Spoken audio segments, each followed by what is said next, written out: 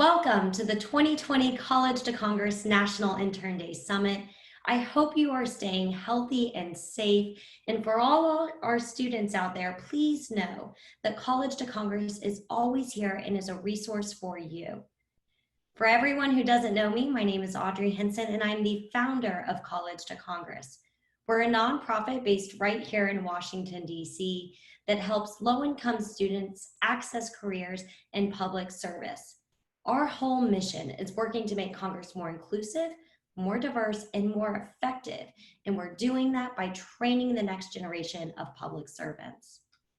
The world right now is facing such an uncertain time due to the global COVID-19 pandemic. But that doesn't mean our work at College to Congress has stopped. In fact, we've only gotten busier. In early spring, we launched College to Congress University, an online platform that provides free resources, trainings, connections to virtual internships, mentorships, and more. And if you could believe it, we're already serving over 400 students on C2CU. So if you're a student sitting at home that feels like your summer's been canceled, go to c2cuniversity.org, sign up for free, and we'll help you get involved this year. Yes, even during this global pandemic, we are still recruiting, training, supporting, and helping students across the nation get involved in public service. And we already have some early success stories. We're already placing students in virtual mentorships. And I couldn't think of a better way to kick off National Intern Day than one of our largest champions on Capitol Hill, Congressman Seth Moulton. Congressman, can you join us? Hi, Audrey. It's great to see you, and thank you for asking me to be a part of National Intern Day. I don't know where my office would be without our outstanding interns, and they deserve to be celebrated. I'm so proud and appreciative of their hard work, even after long hours. And like you said, during a global pandemic, they're still forging ahead during all of this uncertainty.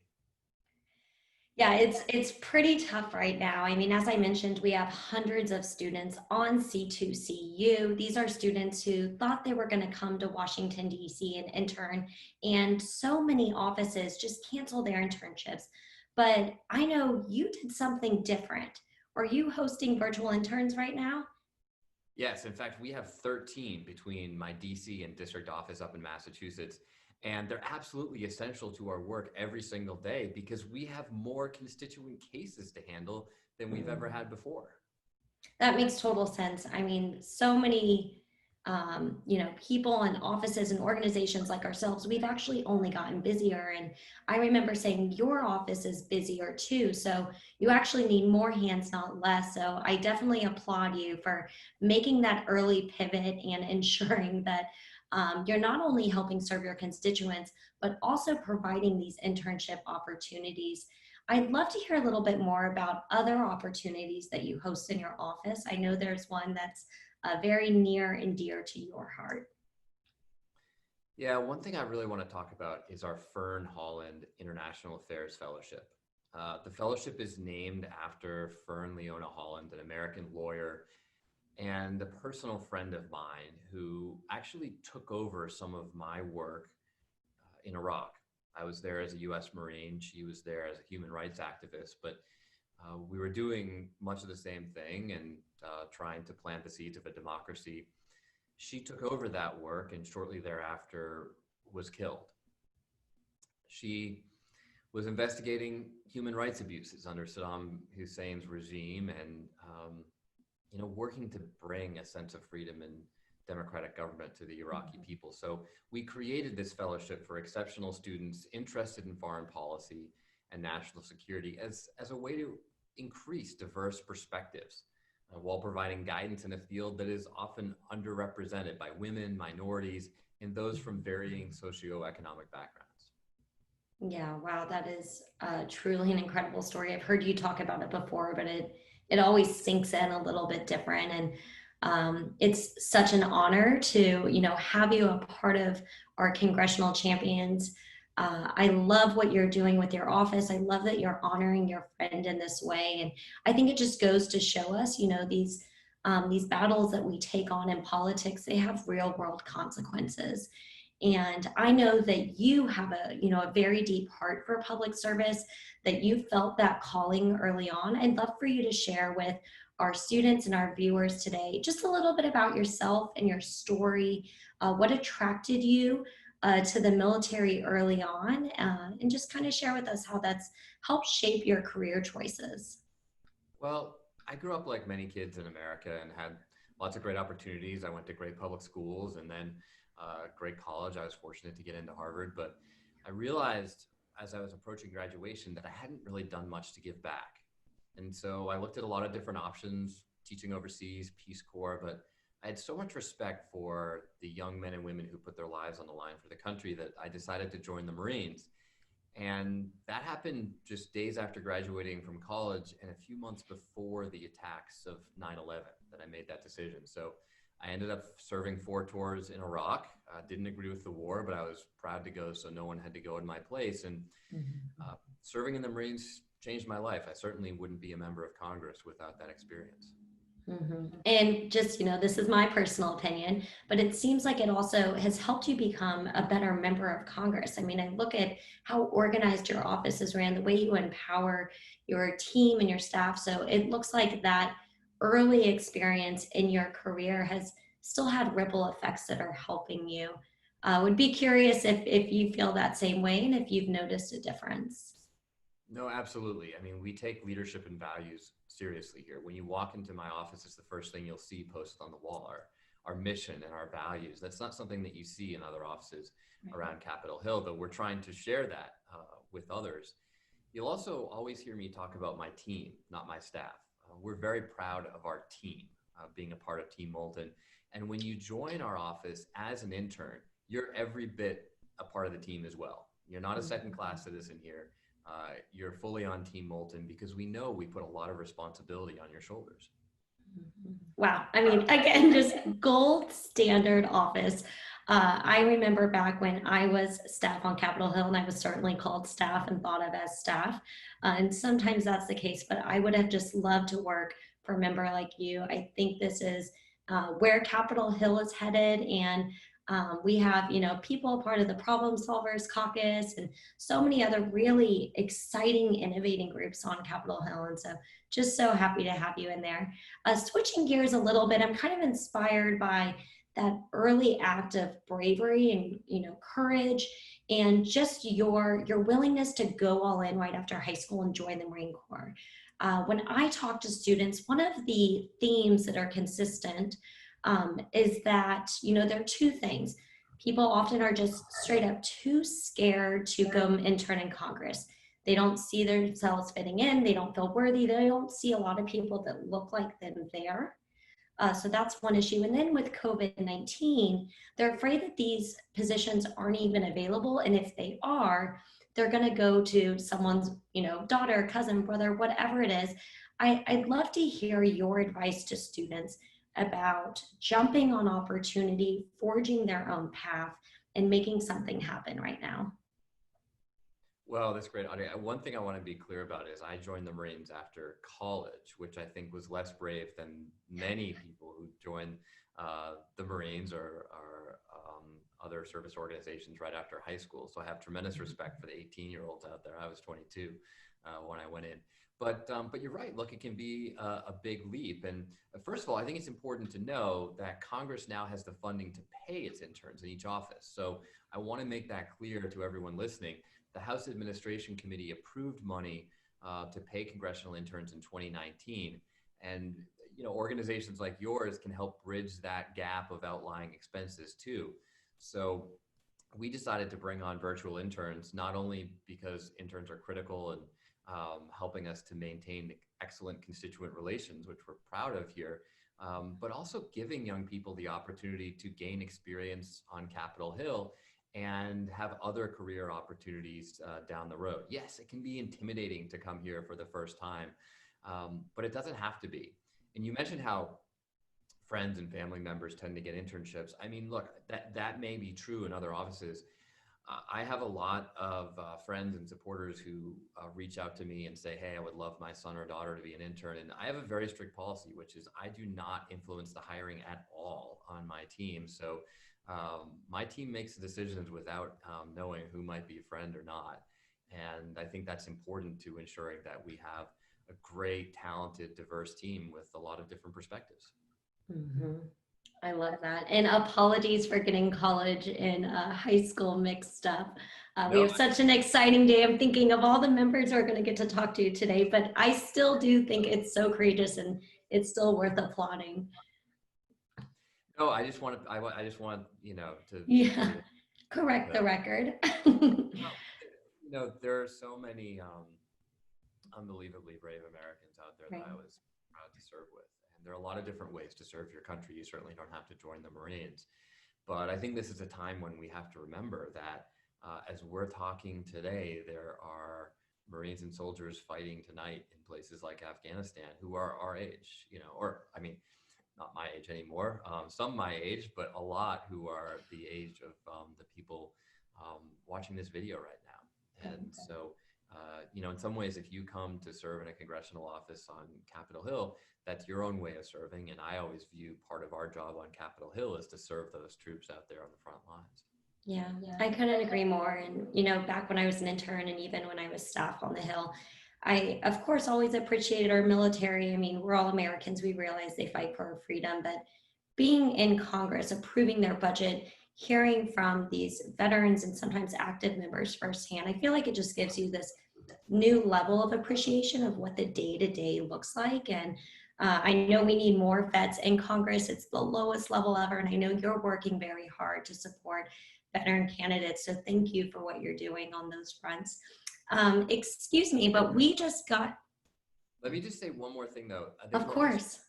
we're also really working hard to support our diplomats, our people in the State Department, and organizations like the CIA. They're really important as well. And when I travel around the globe with the House Armed Services Committee, one of the lessons we hear time and time again is we need good people to serve in all types of government positions, whether it's being a young diplomat in the State Department or being a young Marine on the front lines. These are all important ways to serve our country. I couldn't agree more. And it's funny that you say that because we just got a question from a student that's very much along those lines. It's a question I hear a lot, so let me share it. So, why should younger Americans like myself choose to go into public service rather than the private sector?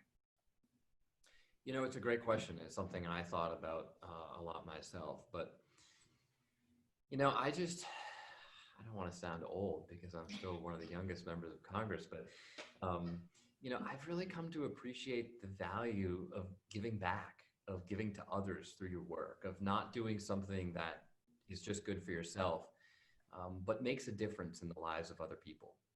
And I was fortunate as a young American to have that opportunity to serve in the Marines in a job that, even in the midst of a war I disagreed with in Iraq, every single day, my work impacted the lives of other people.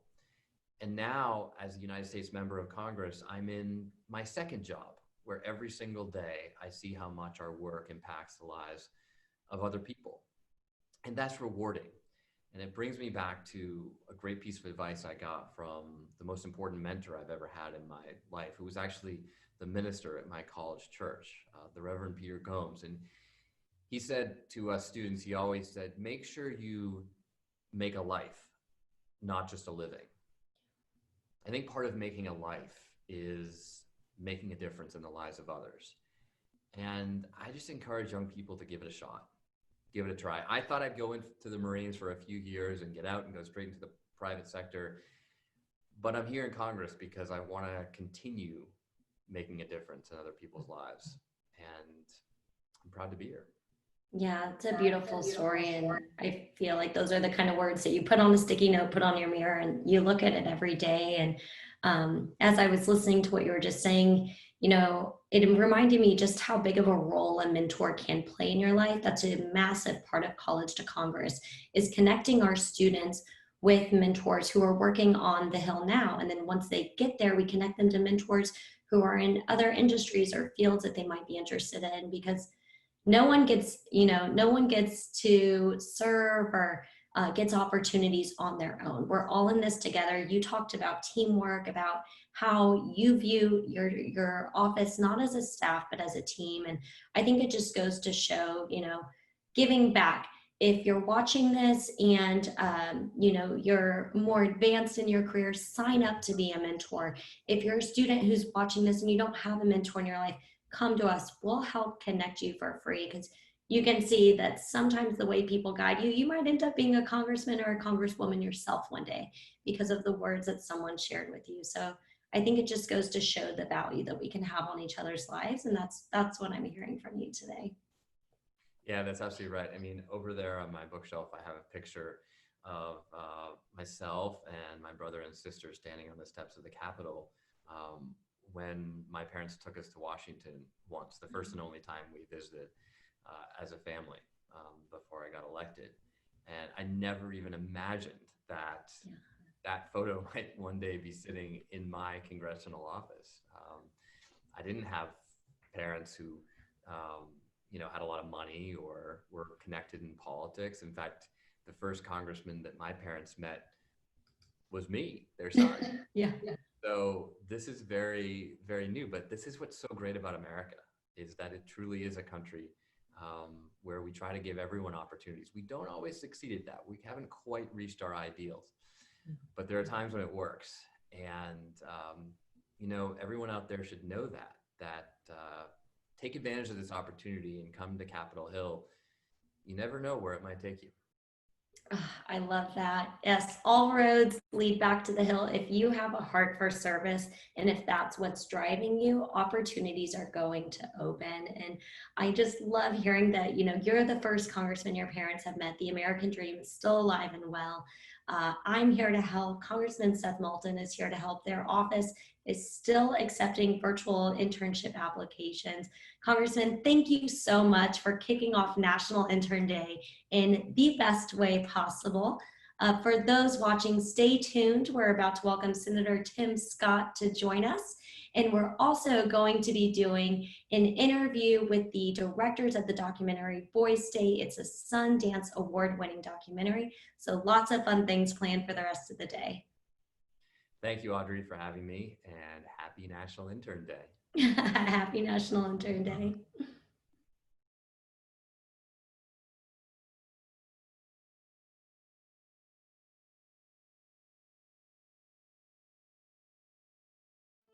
The COVID-19 crisis is impacting everyone, including student loan borrowers.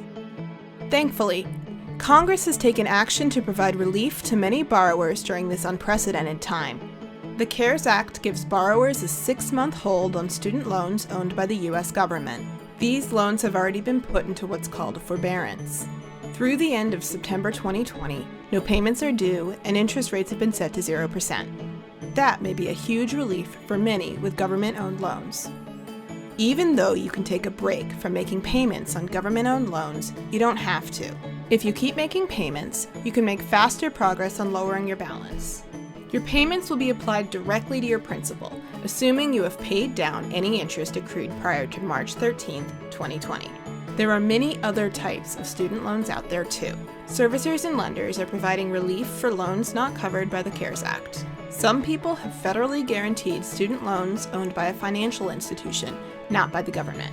For these FELP loans, options include National Emergency Forbearance, Income-Based Repayment Plans, or IBR, with payments based on your family size and current income, payments that can be as low as 0.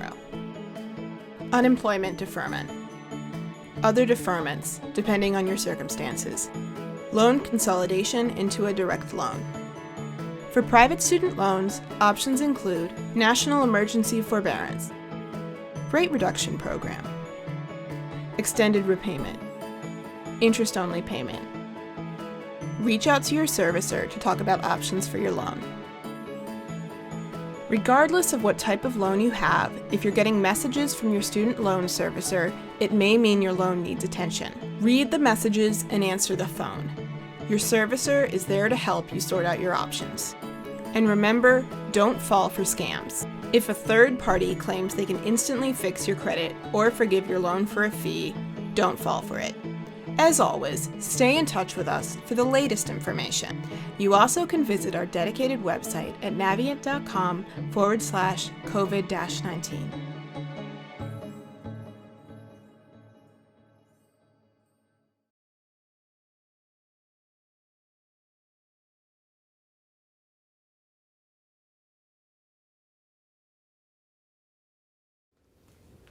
Hello, I'm Senator Maggie Hassan from New Hampshire. I'm sorry that we couldn't gather today in person for this year's College to Congress National Intern Day, but welcome to this virtual summit. Congressional internships play an important role in helping to engage our young people in public service, helping expand their skills and gain critical experience, while also building the next generation of leaders. Unfortunately, there are often barriers preventing many young people from pursuing congressional internships, including financial barriers. In addition, right now, the COVID-19 pandemic has created new challenges for students as they work to access these important opportunities. That's why I'm grateful for the work of College to Congress. College to Congress helps level the playing field and ensures that all hardworking young people can access internships and further their careers. And during this pandemic, College to Congress is providing important tools to help young people navigate remote internships. To all of the interns joining today's summit, thank you for all of your hard work and for all that you've done to adapt amid this pandemic. And thank you to College to Congress for all of your efforts. Stay safe and keep up the great work.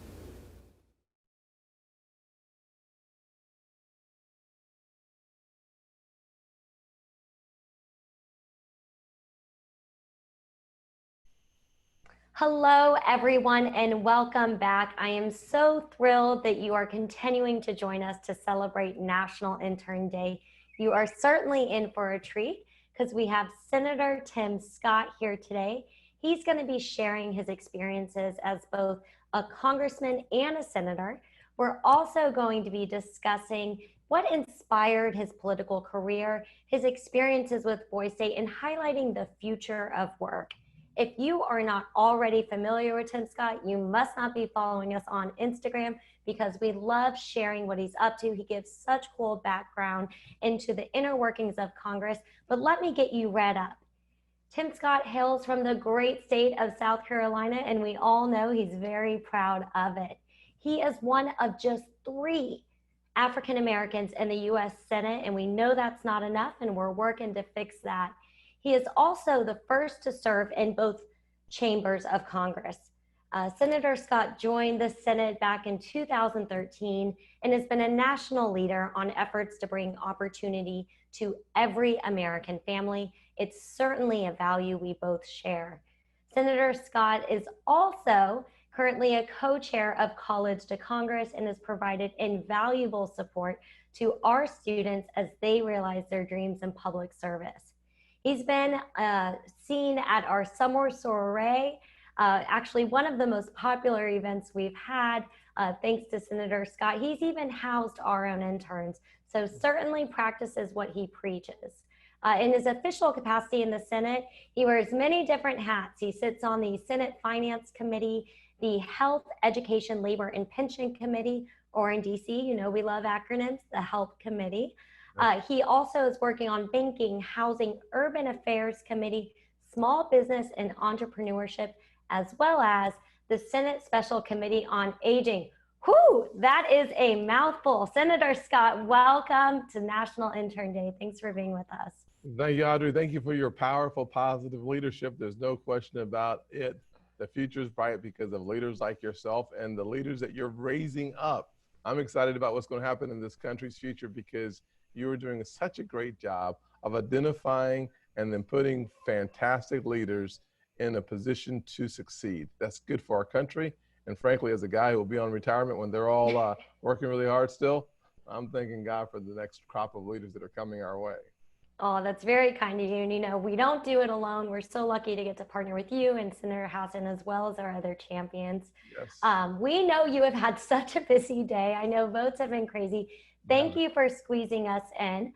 I want Thank you. Thank you. I wanted to start off this conversation with some words of wisdom. You know, every time I hear you speak, I'm always writing down a ton of notes and bringing those nuggets back to our students. And I know you and I both really value faith and family. I know it's played a tremendous role in your life. I've read some really cool stories about your grandpa and how he's been so inspirational. My mom is that person for me.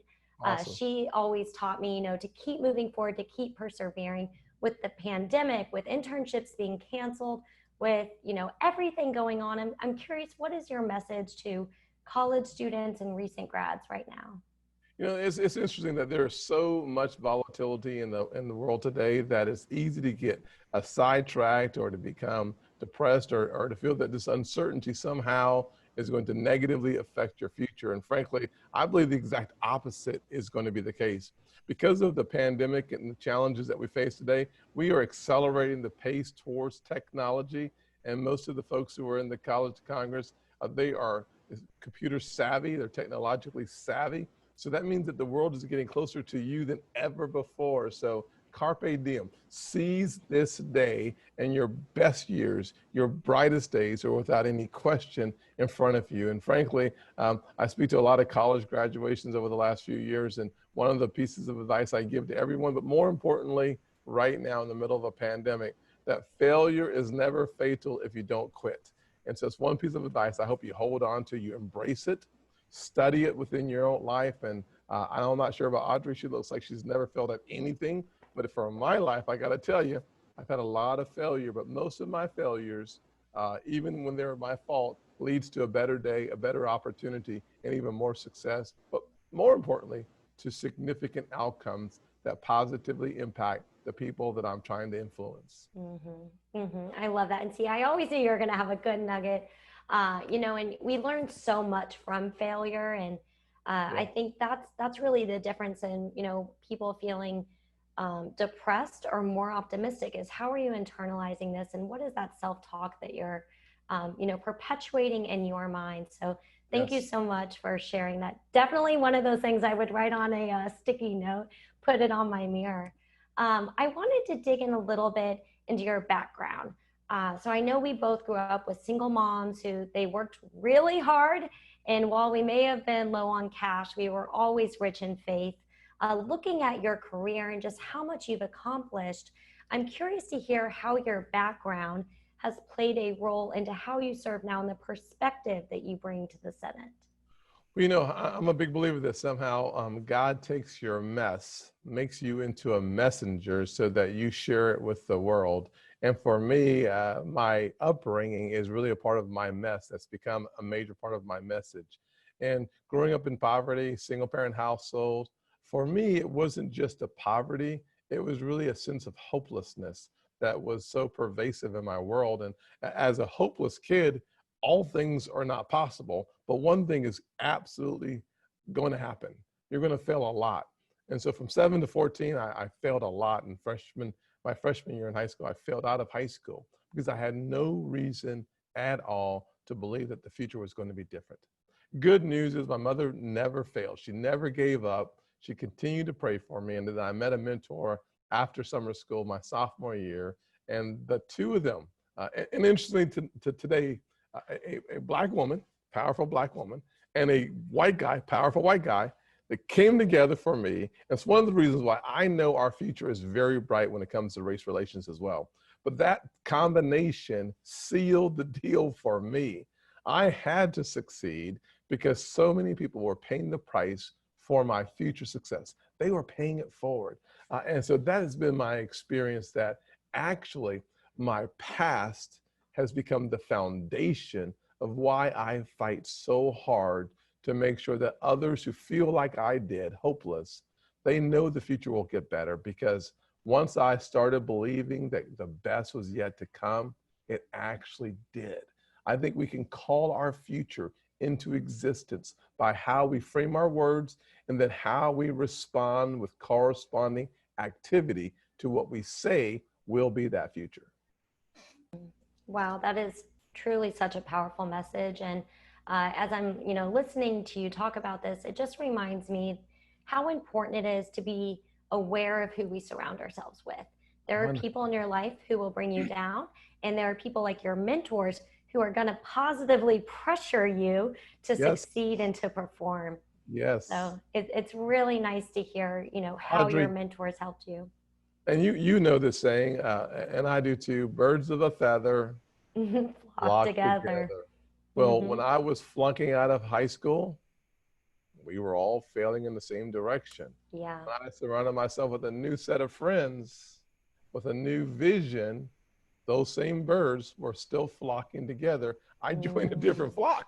And sometimes, and let me say this, and I don't want to belong or belabor the conversation, but this is really important from my perspective. Right. Sometimes the best thing you can do for your future success is evaluate who you're with. If you take a snapshot of your 3 or 4 closest friends and kind of fuse them together, wherever they're going, you are too. And if you don't like the outcome where they're heading, you should not like where you're heading either.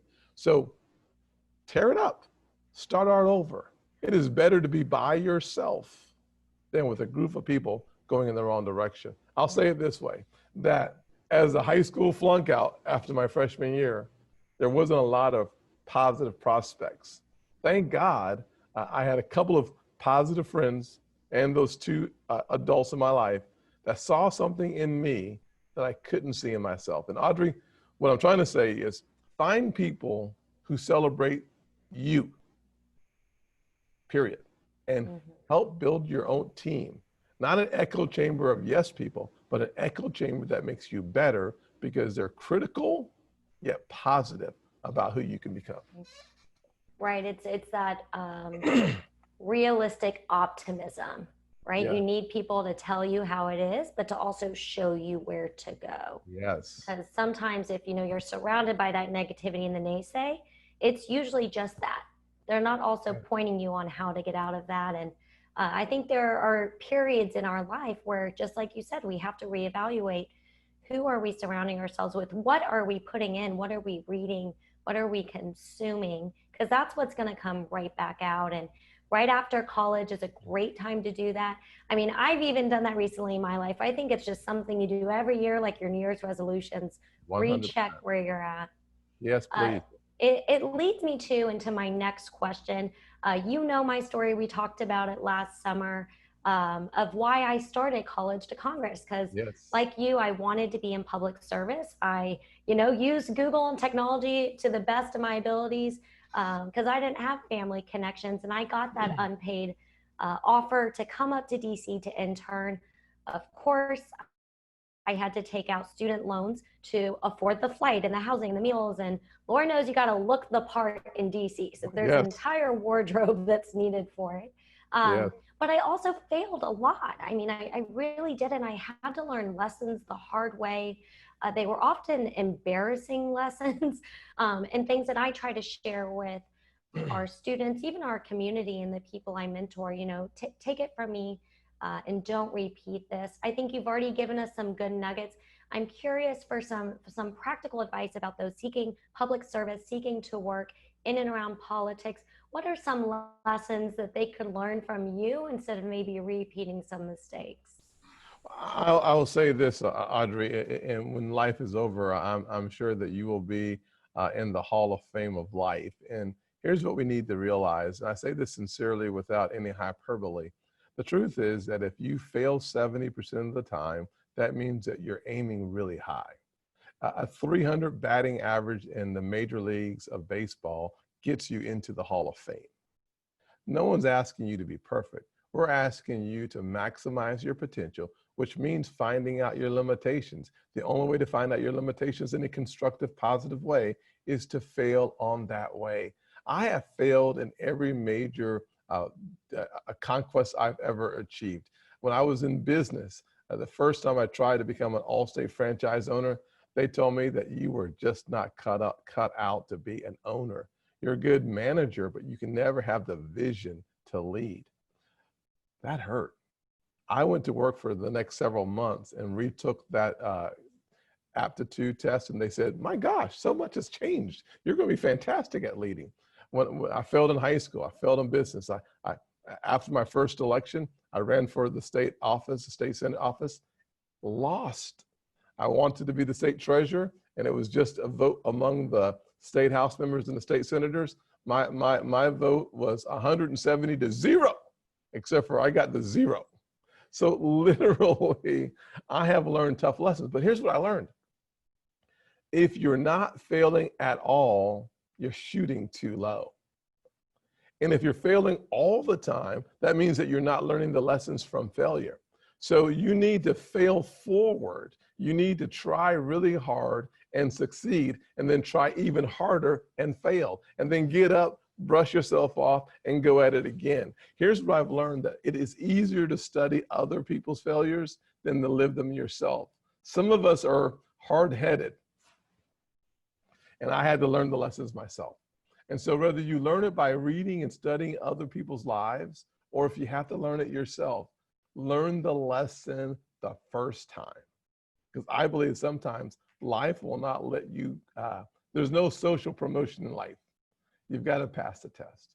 So either study hard and get it from someone else's life, or if you're like me and have to figure it out yourself, just do it one time. You don't have to do it twice. You certainly don't have to do it 3 times. I did, you don't. So learn from me. I love that. And I think it's so true. And it goes back to what you were saying about the power of mentorship. When you do make, when you do fail big that first time, go to your advisors, go to the people closest to you, and honestly present it and try to take your emotions out of it and see how you can improve and do it better. Because you don't want to be on either end of, the extremes, like you were saying. Absolutely. It worked for me, and Audrey, I'm sure that it's worked for you as well, but you have such a bright audience. The people that listen to this, people who are overcome major obstacles, God bless you. Keep going. One of the reasons why I pay my interns is because people like you, Audrey, who had to go take a loan out, there aren't enough people who have the courage and the confidence, that believe so much in themselves that they set themselves up for success off the cuff. I wouldn't have done that. I didn't have the courage. But if I can get you to the city and you can see your competition and you realize, hey, I'm pretty good. I can do what they're doing. I can learn what they've learned. Well, you walk away empowered by the future, and that gives you strength and courage for today. And so I try to make sure that we get as many people in the city who are, like I was, unable to afford the trip to DC. I never made it to DC until I got elected to Congress. Wow. We didn't have the money. I didn't have a school trip or a high school trip or a family vacation. We didn't make it to the beach, and I lived less than 10 miles from the beach until I was about 18 years old. So literally, you can have these blinders start locking you in. I'm telling you to stick your head above. And I'm going to help you do that with my internship programs. Yeah, I love that. And, we've had interns in your office, and they do come out with this totally new perspective, a holistic perspective, on the world. It truly does change who you are. I mean, a summer in Washington, I was like you, very narrow view, not, even just in what I ate barbecue and Mexican food, and that was it. And so you meet other people from other cultures, you learn to fall in love with other types of music, to hear people's stories, and to really realize how legislation affects them and the role you can play in that. And I think that's what's important, is now with all this learning, how can we go on to help others? So I applaud you for always doing that. Thank you very much. It's a blessing. It's a blessing. Yeah. So I want to shift gears a little bit to something you said at the beginning, the future of work. And right now, Gen Zers, young millennials, this is really an opportunity for them. I mean, we grew up with the internet, with technology. I know at College to Congress, we seamlessly begin working from home with really no hiccups.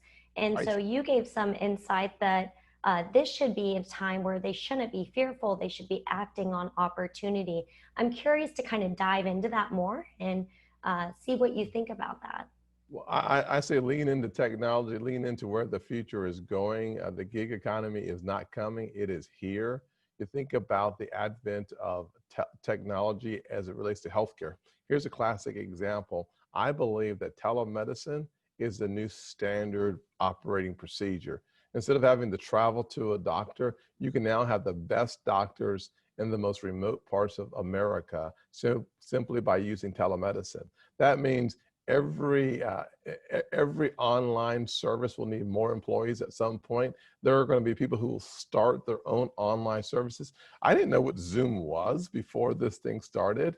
A lot of people didn't know what Zoom was. They may have heard of it, but they didn't use it. Now it's standard operating procedure. And there's a dozen other ones. The companies are gobbling these companies up. Larger companies, Verizon and others, are gobbling up some of these online media sources. Why not start one? Why not get a couple of your friends together and just tinker with it? Why not make something that exists 10% better? That's what Wendy's did to McDonald's. Instead of having the frozen burgers flown in, they had fresh meat. The whole conversation was, where's the beef? Where's the beef? That's what made Wendy's successful. It wasn't a brand new order of French fries. It was they did something that was 10% different. So what I'm suggesting is, in this gig economy, we know that technology makes things new every 12 to 18 months, sometimes every 6 to 8 months. Why not be on the cutting edge? I have a nephew. I have no kids, so for me, my nephew is the heir to the Scott throne. It's a little bitty throne, but he gets it all. And so here he is. He went to Georgia Tech and then Duke, Emory for medical school. Now he's a resident. He's buying his second house because he understands the equity position in America. That means you have to have a profit. Profit comes from 3 different areas. So he's learning all of that. I've taught him as much as I possibly can. And now he's doing what I wish I would have done at his age. So there are so many opportunities. Pick your lane, get really good at it, and then see if you can cross-pollinate with some of your friends. This will lead to extraordinary success. But more importantly, on Thanksgiving, what my nephew does is he takes some of the profit from his online securities account and some of the homes that he's buying, and he gives it away to single moms, like the one that raised him, single moms. He goes to a grocery store and he pays for the checkout for all the groceries for Thanksgiving for as many people as he has money to pay for. So don't just think about what you want. Think about how what you want will serve a bigger cause, a greater cause, especially if you've been down on your luck ever. Why not pay it forward and pay it back? Yeah, I mean, I couldn't agree more. And, you know, sometimes in Washington, we can be so far removed from the impact. We write these bills and we don't really get to see the change they make for sometimes 5-10 years to come. And I know when I was a staffer, I really struggled with that because I truly love serving. I mean, I'm like you, I get giddy when I even just talk about it, much less when I'm doing it. Yes, and so I think if you can incorporate some sort of, whether it's volunteering or even just picking up someone's groceries, or, you know, it's COVID, maybe mowing someone's lawn or shopping for them. The more you can do that, the happier you will be in life, the more fulfilled, and you'll be able to really, you know, see your passions and your vision of where you're going to go. So I love your cousin's a great example. I'm sure he learned that one from you. So that's really impressive of him. Speaking of, you know, just your background, your family, as I was digging into today, I wanted to learn something new about you. And I saw that you were a part of Boys State. Yes. Is that right? Yes, we are Boys State. I love it. So we actually just partnered with Boys and Girls State. Oh, awesome. And yeah, I'm learning all about the organization, wishing, you know, just another one of those things, wish I had it, wish I knew about it. I'm curious if you could share a little bit about your experience with Boys State. I don't know if you ever ran for one of the offices. Oh, absolutely. Yeah. I loved Boys State. I walked into Boys State as lost as a goose in a rainstorm. Yeah, like about 1,000 kids from across South Carolina, all rising seniors, participating in this leadership program. And for a kid who flunked out of high school as a freshman, who ended up being selected for Boys State by your teachers and your counselors, it was an amazing journey. But Boys State really taught me a lot about leadership and, frankly, relationships. The one thing that we all should acknowledge is the power of relationships, maybe more important than any other resource you have, from my perspective. More important than money, more important than fame, more important than of opportunity. It breeds out of relationships. And so at Boys State, I made lifelong relationships in less than 7 days. It was that impactful. I did run for office at Boys State. I was successful. I was the mayor of my city, and I was successful. I ran for the counties. I was a senator in my county, and then I went for the ultimate dream. I decided I would run for governor, and I gave a great speech based on a poem that the man who thinks he can. If you think you are beaten, you are. If you try not and think you can't, is almost a cinch you won't. It was a great, great poem. I gave a terrible speech. It could not have gone worse. As a matter of fact, you know you're giving a bad speech when you're bored in the middle of it. And that's where I found myself. I was so nervous, it was ridiculous. So I got beat like a drum at Boys State for governor. But I won 2 other offices. I left with injured ego, but a lot of friends. And it, frankly, I think led me to where I am today. No kidding. I was going to say, I bet, getting your, many times when people run for office, they lose their first race, just like how you were sharing you did. But it probably felt better losing it at Boys State and really going through those emotions than doing it now. Well, I'm going to have to definitely send you this link. We partnered with Apple Original Films and A24 to give all of our viewers, students, and audience an early screening of a Sundance award-winning film called Boys State. So hopefully, you can make some time to watch it. I think you'll reminisce and remember all those memories you had when you were there. I look forward to seeing it. Yeah. So Senator Scott, our time's coming to an end. I know you're very busy. I don't even know what the voting schedule looks like the rest of the day. But I just wanted to make sure to take some time to highlight one of your major policies, that is opportunity zones. I grew up in a mobile home, a low-income community. There were no resources flooding into the schools, to our homes, to anything. And that's why I'm so inspired by your way of fixing this. So you've championed the bill. I know you did a nationwide tour. You're still committed to this today. For people who maybe aren't familiar with it or how it can help them and their communities, could you share that with us? Sure. Opportunity zones really is a design that I think the why is always more important than the what. And the why for opportunity zones are for kids like Audrey and kids like I was growing up in poverty, growing up in a place where opportunity seems to be elusive, hope seems to be seeping out or being diffused. Opportunity zone simply says that in those areas, there's a lot of potential, a lot of untapped resources. So why don't we bring the resources, the jobs closer to them? And through the opportunity zone designation, about 8,000 plus areas around the country have been designated as opportunity zones. That gives a special tax treatment, tax deferral, and tax deferral and stepped up in your basis to attract more revenues into those areas to create jobs and to improve the quality of life. So far, we have about $75 billion of private sector dollars committed for those impoverished areas. And interestingly enough, the wages are increasing in those areas faster than the rest of the country, and the property values are increasing as well. It's good news because about 60% of the people in opportunity zones own their own property. So we're not running people out to make something better. We're actually rewarding those who are there.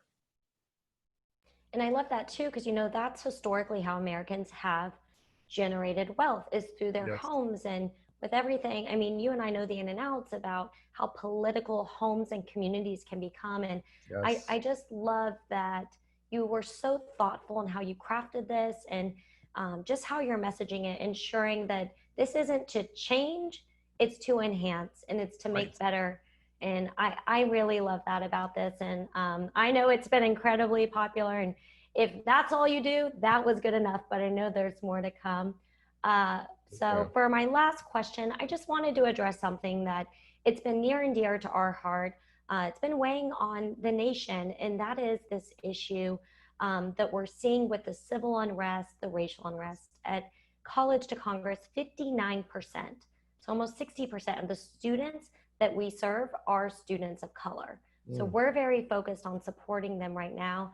I know you've been very outspoken on the national stage, pushing for positive change. I'm curious if you have anything you'd like to share with our students. Well, listen, the world is not always fair. I find it to be either less than fair or more than fair. One of the lessons that I hope that most of the folks that are in your program will walk away with is that for the vast majority of the time, you determine what's going to be more than fair and you determine what's less than fair. To suggest that racism is not an issue somewhere in the country would be false. To suggest that racism is the issue of the country would be equally false. So what I've tried to do is to take a thoughtful approach about how we redesign our systems to be more responsive to communities of color through police reform, creating better relationships, not demonizing law enforcement. The way I look at it is, I don't want to be stereotyped as a Black man, so why in the world would I stereotype all police officers of being of one mind? That is not the case. I think the overwhelming majority are good, but for those who are not, I think we have to have checks and balances in place. My legislation gets us there. The good news is my friends on the other side of the aisle, especially in the House, are very interested in coming back to the table, debating and improving the legislation from their perspective. I want to do the same on my side, and hopefully we get to a solution that speaks to communities, frankly, communities of color specifically, that we see and hear your pain, and we are willing to address it.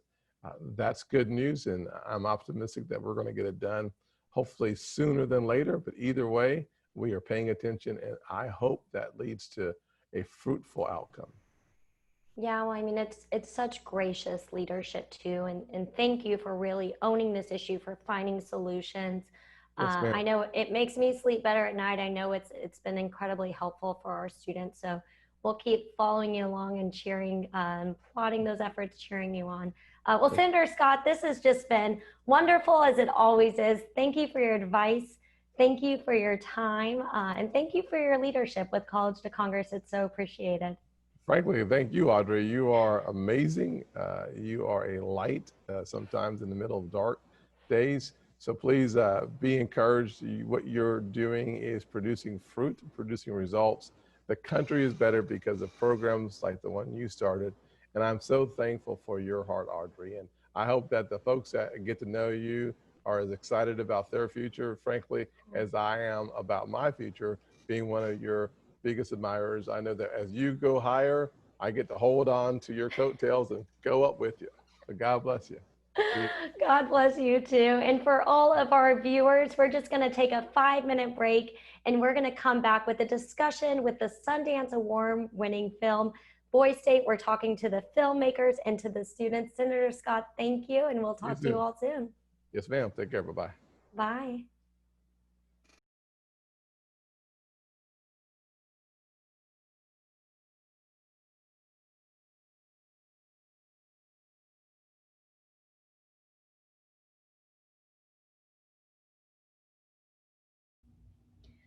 Welcome back, everyone. I hope you are having a wonderful National Intern Day.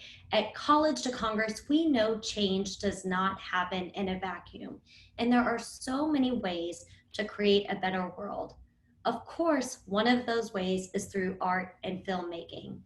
Films allow us to put ourselves in someone else's shoes, to experience what they're going through, and to allow it to change our thought process. So, when we were offered the opportunity to screen the documentary Boy State by Apple Original Films and A24, we could not help but share it with you first. I think you are going to grow to love the organization Boy State and the film directors and the boys who are part of this to make it happen as much as we did. And since I created College to Congress just 4 years ago, I have consistently heard C2C interns, DC political professionals, even elected members of Congress tell me about their experiences with Boys State and Girls State. We even have alum on our own team here at College to Congress. So hopefully you were able to view the private link that we sent out to all of our attendees this weekend, thanks to Apple Original Films and A24. And without further ado, allow me to introduce one half of the Boys State directing team, Jesse Moss. Of course, we're sad that his creative partner, Amanda, is not able to join us today, but we know Jesse will well represent her. We also have the film stars, Stephen Garza and Renee Otero. So they're going to tell us all about their experience in Boy State, what it was like having a film crew follow them around for a whole week. And I want to point out that they were in some brutal Texas heat. As a Texas native myself, I could just put myself in their shoes knowing they're not just politicking, they're out there trying to survive and stay hydrated. I'd love to start with introductions. Jesse, can you share a little bit about yourself? And I heard that you are a congressional intern, so I'd love to hear about that too. Sure. Thanks, Audrey, and thanks to College to Congress for the opportunity to share this film with you and have a conversation about it. I'm a documentary filmmaker, and I work with my wife and my creative partner, Amanda McBain, who's my co-director on the film. Hopefully she'll be joining us just a few minutes late, but it's so exciting to share this film and the conversation it provokes with all of you. This is a film that we found we wanted to make as a way to engage these questions we had about polarization in American politics and our seeming inability to talk to each other across party lines. And through Boy State and through the young men you meet in the film, we found a really fascinating window into the state of politics today. Before I became a documentary filmmaker, I worked in politics in my early 20s. In fact, during college, I interned in the US Senate for the Senate Energy Committee. And it's actually reflecting back on that experience and what this program that you're involved in is doing is really important to me. I think opening up those opportunities to everybody to intern, then to go into politics, to work in Congress if that's what they want to do, making sure that people on Capitol Hill represent the country and its diversity is extremely important. So look forward to a conversation.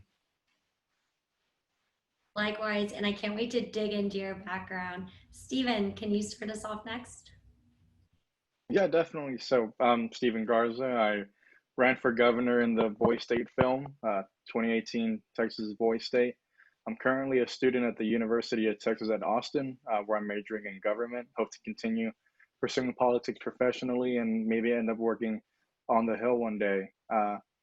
Stuck home here in quarantine and been just kind of spending some time with my family. It's very important to me. Well, go Longhorns. I'll share this secret with you. UT was always my dream school, but I moved to Florida halfway through my life, so I didn't get that in-state tuition. So very jealous of you getting to live your best Austin dreams. I see we have a hater down here shaking his head. He said, no, don't go Longhorns. No, that's not me hating that. I think that's me being more sympathetic and disappointed for you, because as a fellow Longhorn, I will agree. It's quite sad to not be one. Yeah. Yeah, so tell us about yourself, Renee. You have such a big personality in the film. It's so cool to see you face to face, even if it's through a screen. But I think, my entire team fell in love with you when we watched this film, and so excited that you could join us today. We literally were on Slack like, yay, Renee. So would love to hear a little bit about yourself.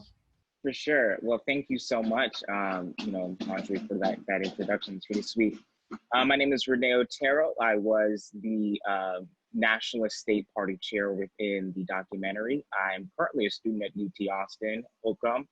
I study international relations, double major with Black Studies. I want to grow up, be a professor one day. I'm also an intern. So thank you for this beautiful National Intern Day celebration.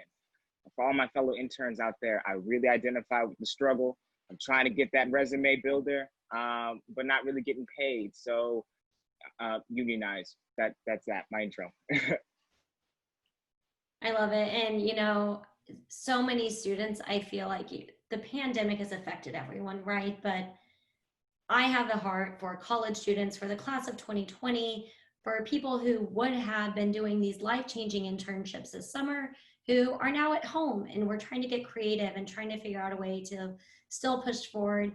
Just from watching you guys, I feel like I can tell you're going to pour that creative energy into something. You're going to figure out a way to still make, this summer worthwhile, to make it impactful. And like you said, build that resume. I'll definitely be snagging the two of you after this to get you on C2CU, because I'm sure you both have political careers ahead of you. Before we do that, I wanted to learn a little bit more about Boy State. So not all of our viewers may know what Boy State is, and I do want to point out there is a girl state as well. So we're making sure that everything's even, Steven. But I'd love to hear, kind of in your own words, what is Boy State and what did it mean to you?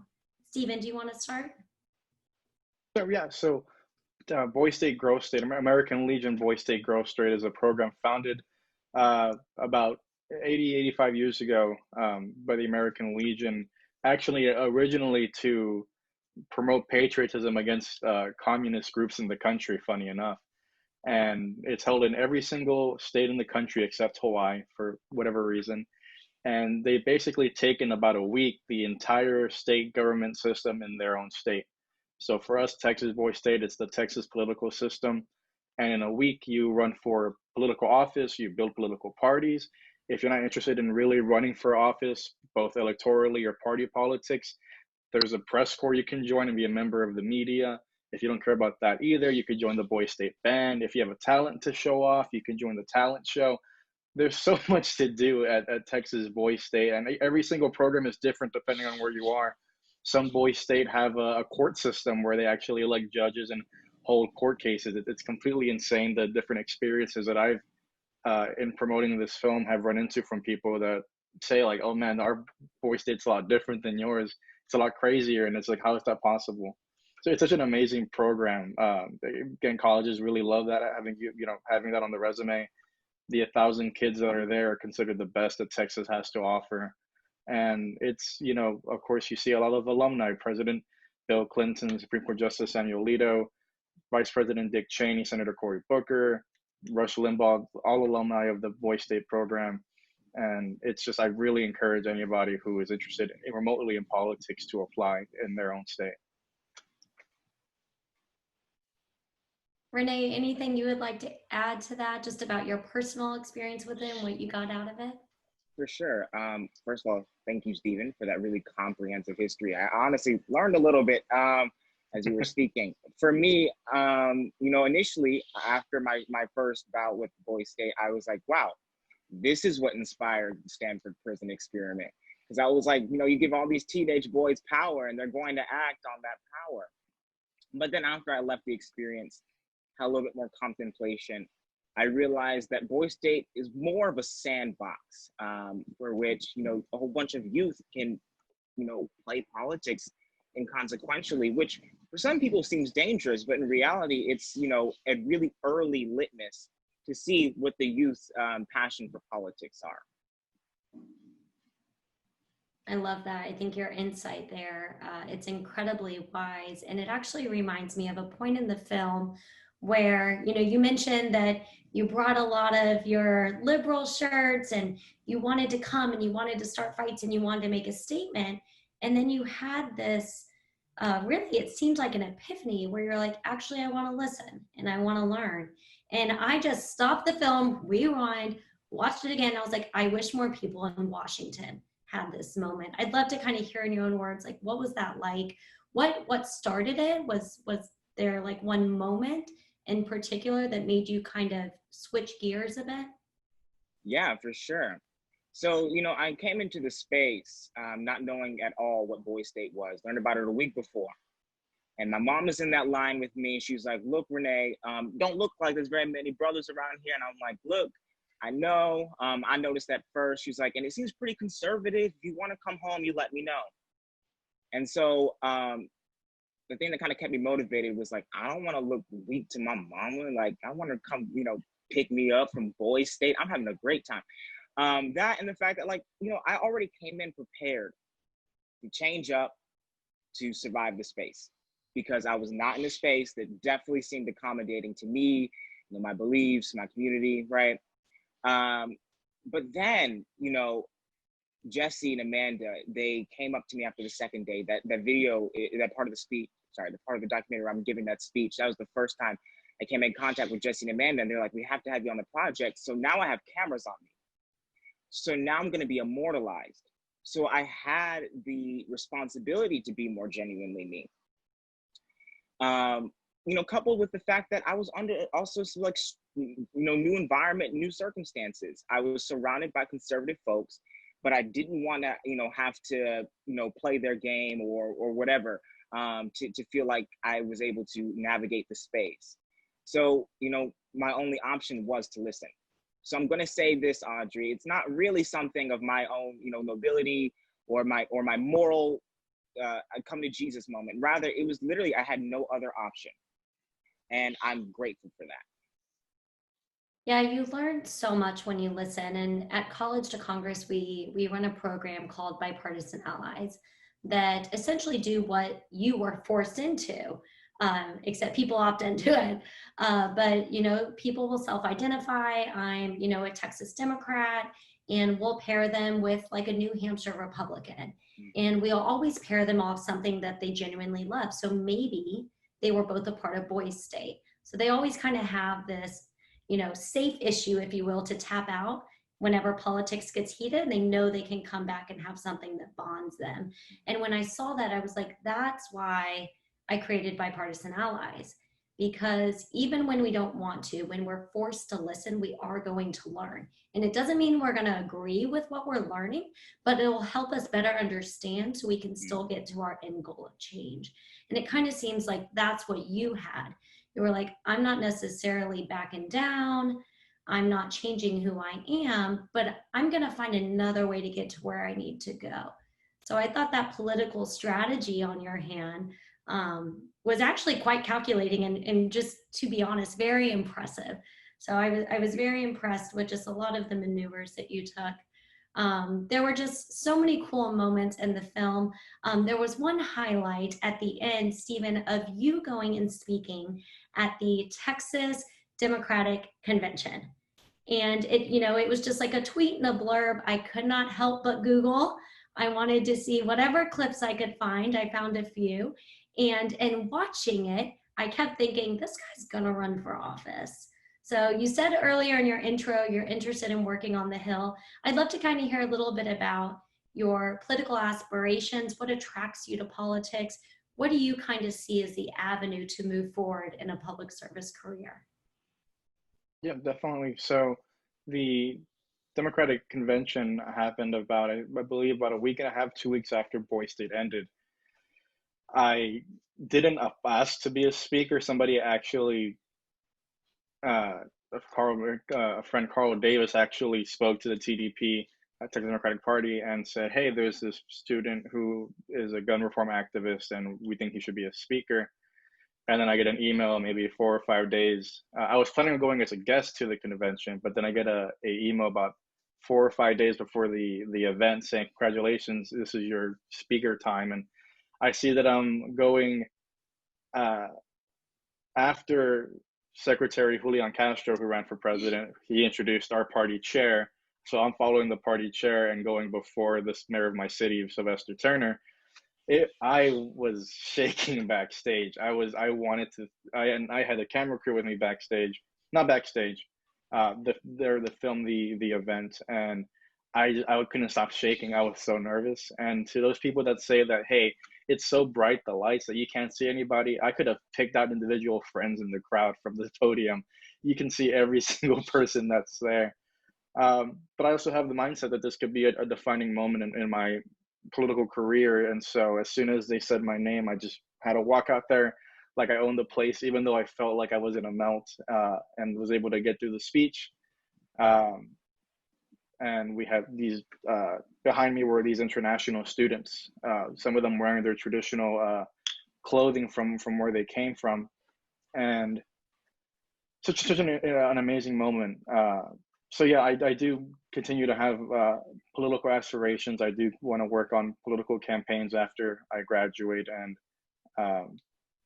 maybe work in an administration or in somebody's office one day. And who knows if maybe one day there comes an opportunity where it seems that I have a chance to run for office. And like I said in the film, I'm not too comfortable with the term politician just because of the negative connotation. I prefer the term public servant, because at the end of the day, that's what I personally believe it should be, that I should serve maybe 2 or 3 term limit, through 2 or 3 terms, do what I can, and then, step aside and let somebody else from my community represent where I live. So that's kind of what I have in my head right now. That's my headspace. I'm hoping to pursue that. And the work that, I've been reading about College to Congress past few days when I got the email about it. And it's such an amazing organization because it would allow somebody from my background that may not have the funds or the opportunities where, I come from to be able to get an internship or,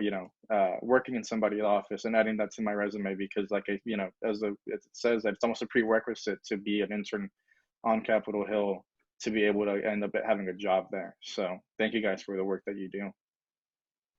Well, thank you. That's very kind. And you have a direct line to College to Congress now. So consider me an ally, an advocate, a champion of you. I love what you said about public service versus a politician. I think a lot of people, when they think about politics and politicians, they have a very negative connotation. But so many Americans are still inspired by the change that is to come. And I think that's where public service steps in. And it's all about putting the community first and the people first. So I couldn't agree more with what you're saying. You were talking about your nerves from speaking, which is totally understandable. I get them too. Even people get them on Zoom. And I couldn't help but realize we have an award-winning speaker here in front of us today. So Renee, so many of our students have to, whether it's give speeches or do interviews, they're doing these on Zoom, they're doing them in person. People just get scared. Public speaking is like one of the top fears in the world. You seem to do it seamlessly. So if you could share some tips with students, just really actionable things that they're concrete that they could do, we would love that. Absolutely. I would definitely say that the speech giving process is really a process about trusting yourself and to trust the people who are judging you.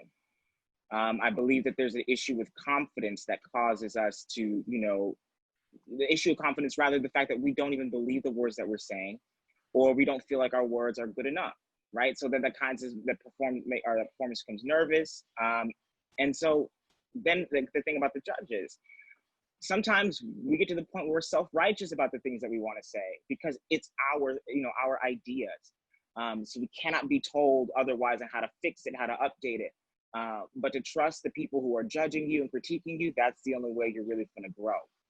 But I will say that I do believe that public speaking and access to services to help people with public speaking needs to be on net accessible because I know what public speaking has done for me.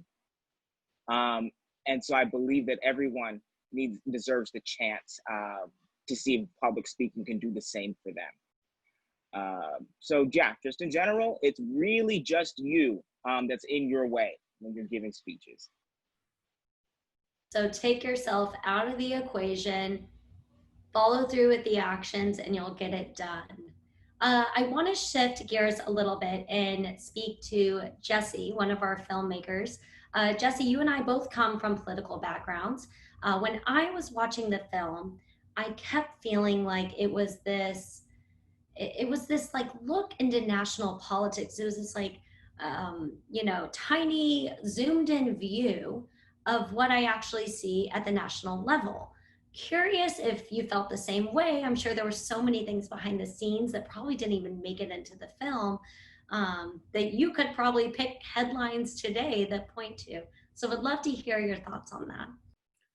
Well, that's right. I think what we were attracted to was how sophisticated this program is and how many dimensions, as Stephen talked about, there actually are at Texas Boys State and many of the other boys and girls state programs. There's the legislature, there's the party structure, there's running for office. And clearly the boys in Texas, they had the previous year voted to secede from the union. They were feeling what we're all feeling. And so the ways in which they reflected our kind of adult reality were clearly present and felt. And I thought, it's so hard sometimes for us to engage with the national political conversation. We get turned off. But there was also something very playful about what was happening in Texas. And I thought, well, here is a way for us to really think about national politics. Of course, we didn't know what we would find, but we were very hopeful. And I think what we first found were young men like Stephen and Renee and Ben and Robert, who were very smart and sophisticated about politics already.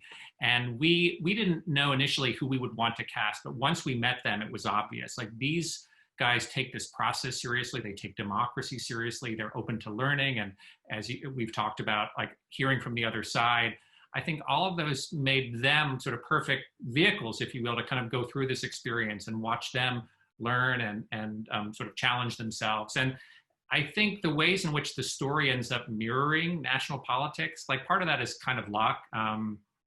And I think one thing is there was a kind of chaos and disorder, anarchy almost, to the behaviors that we see initially. But I loved how both Stephen and Renee could really tap into the better angels of the rabble and kind of lift them up with their idealism and their hope and their integrity. And I think in that message is, I think, something that we're all searching for in national politics. Whatever our party persuasion, you know, we're looking to be hopeful and optimistic and come together. And the ways that they brought boys together, I think is something we can all learn from as we think about how we move forward as a country.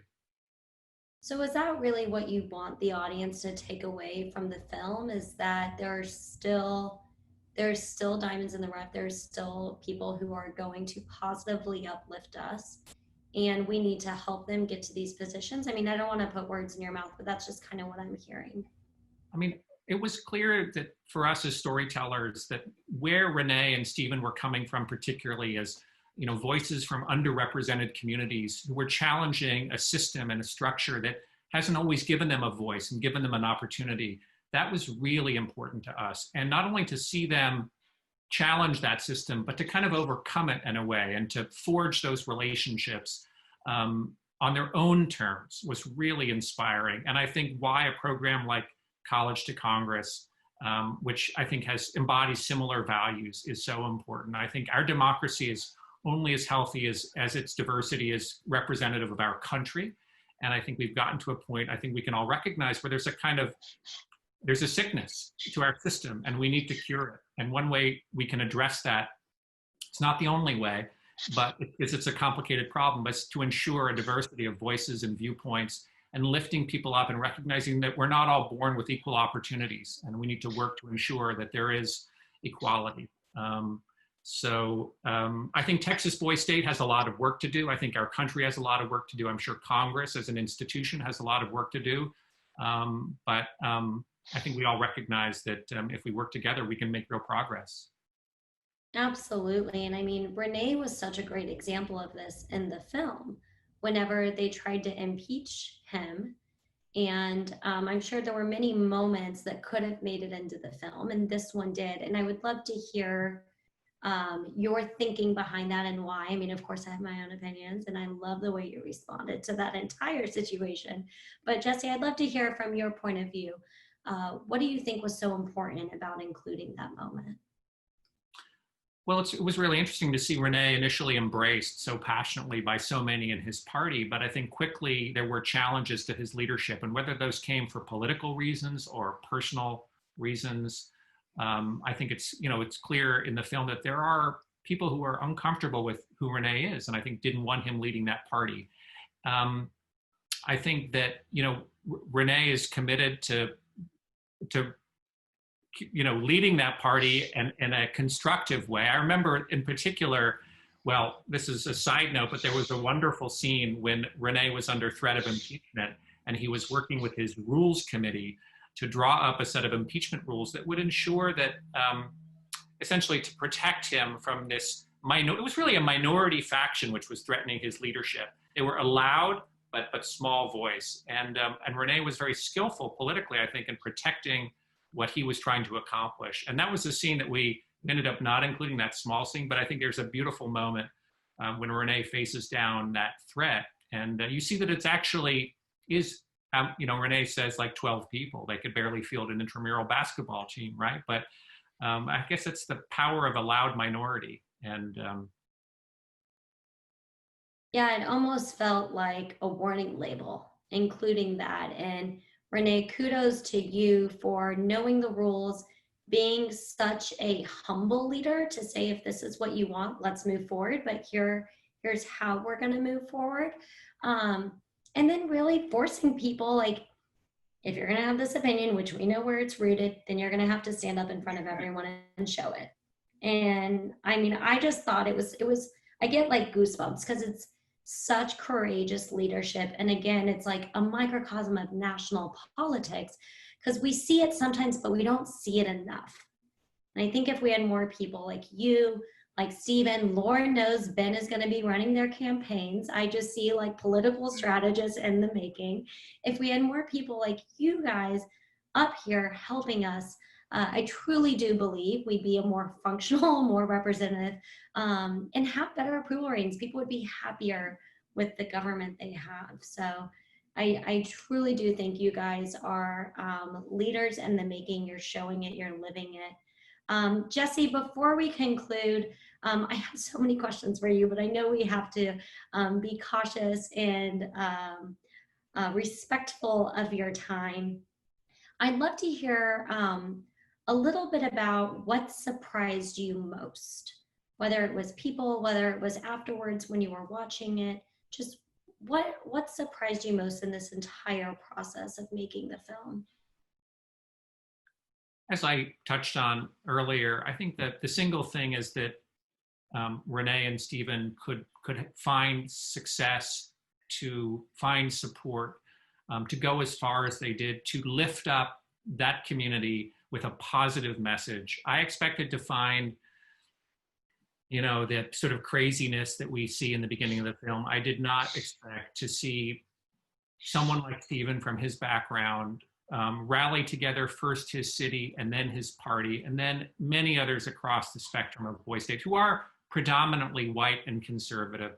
That was probably the single most surprising thing. Of course, they themselves, these guys, surprised us every day in how thoughtful, bold, reflective, smart they were about this process and how to move through it with integrity. But I guess in a way, I kind of knew that they were those guys to begin with. So I think coming away with a general sense of positivity was what I didn't necessarily, I hoped to find, but I didn't expect to find. And in Texas, of all places, you know, a place kind of riven by controversy and, as you know, as a Texan, you know, actually it was notable that the legislature in Texas, Boys State, actually passed a meaningful background checks bill. This is something that the adults, as Stephen points out, cannot do.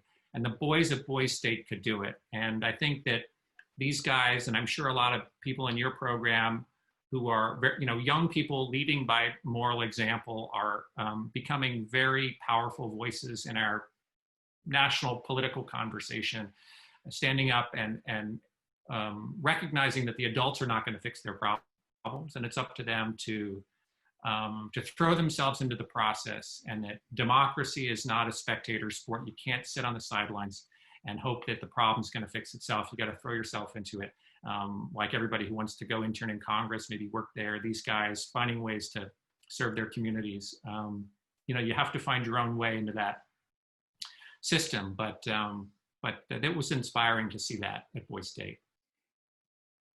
I couldn't agree more. I mean, after watching the film, I felt very optimistic and I felt very inspired. So your goal was certainly accomplished. I think one of the most important things for, you know, political professionals, people who want to intern and get involved, is to have a very realistic optimism about you. Because you have to operate in the world you're in, just like Renee was like, okay, you want to impeach me? Let's go. But I know I'm going to make it through this, and here's how. Because I'm going to follow the rules. I'm going to make sure that I practice what I preach, and people are going to stand up for me because of that. So just thank you so much, Stephen, Jesse, Renee. Thank you for making this film, for being a part of it. Thank you for joining us here today. For those in our National Intern Day audience who did not get our sneak peek this weekend, fear not, you can still watch this Sundance award-winning documentary, Boys State. Apple Original Films and A24 are going to release this for streaming on August 14th on Apple TV. So take out your phones right now, open up your calendar, set a date. August 14th, Apple TV, Boys State. I'll be right there with you with my popcorn watching it. Thank you guys, we appreciate it. Have a good one. Thank you so much. Thank you. My babies are everything to me. To provide for their future, I knew I had to go back to school. But with high tuition costs, I wasn't sure I'd make it work. Fortunately, my lender paired me with Navient. Navient's team helped make earning my master's and becoming a health service professional a reality. My education has allowed me to be there not only for my family, but for those in need during this pandemic. Thanks to Navient's help, now I can help others.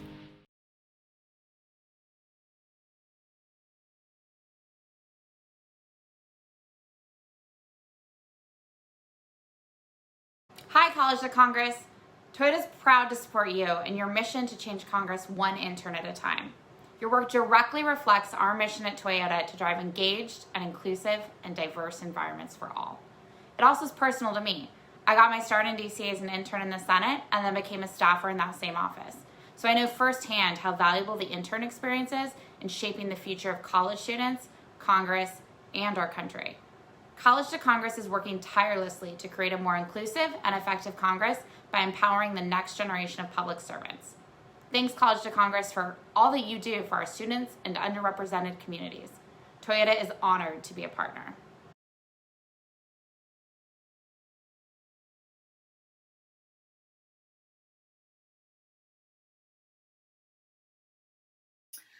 Hi everyone, I'm Rochelle Colburn, the Chief Operating Officer at College to Congress.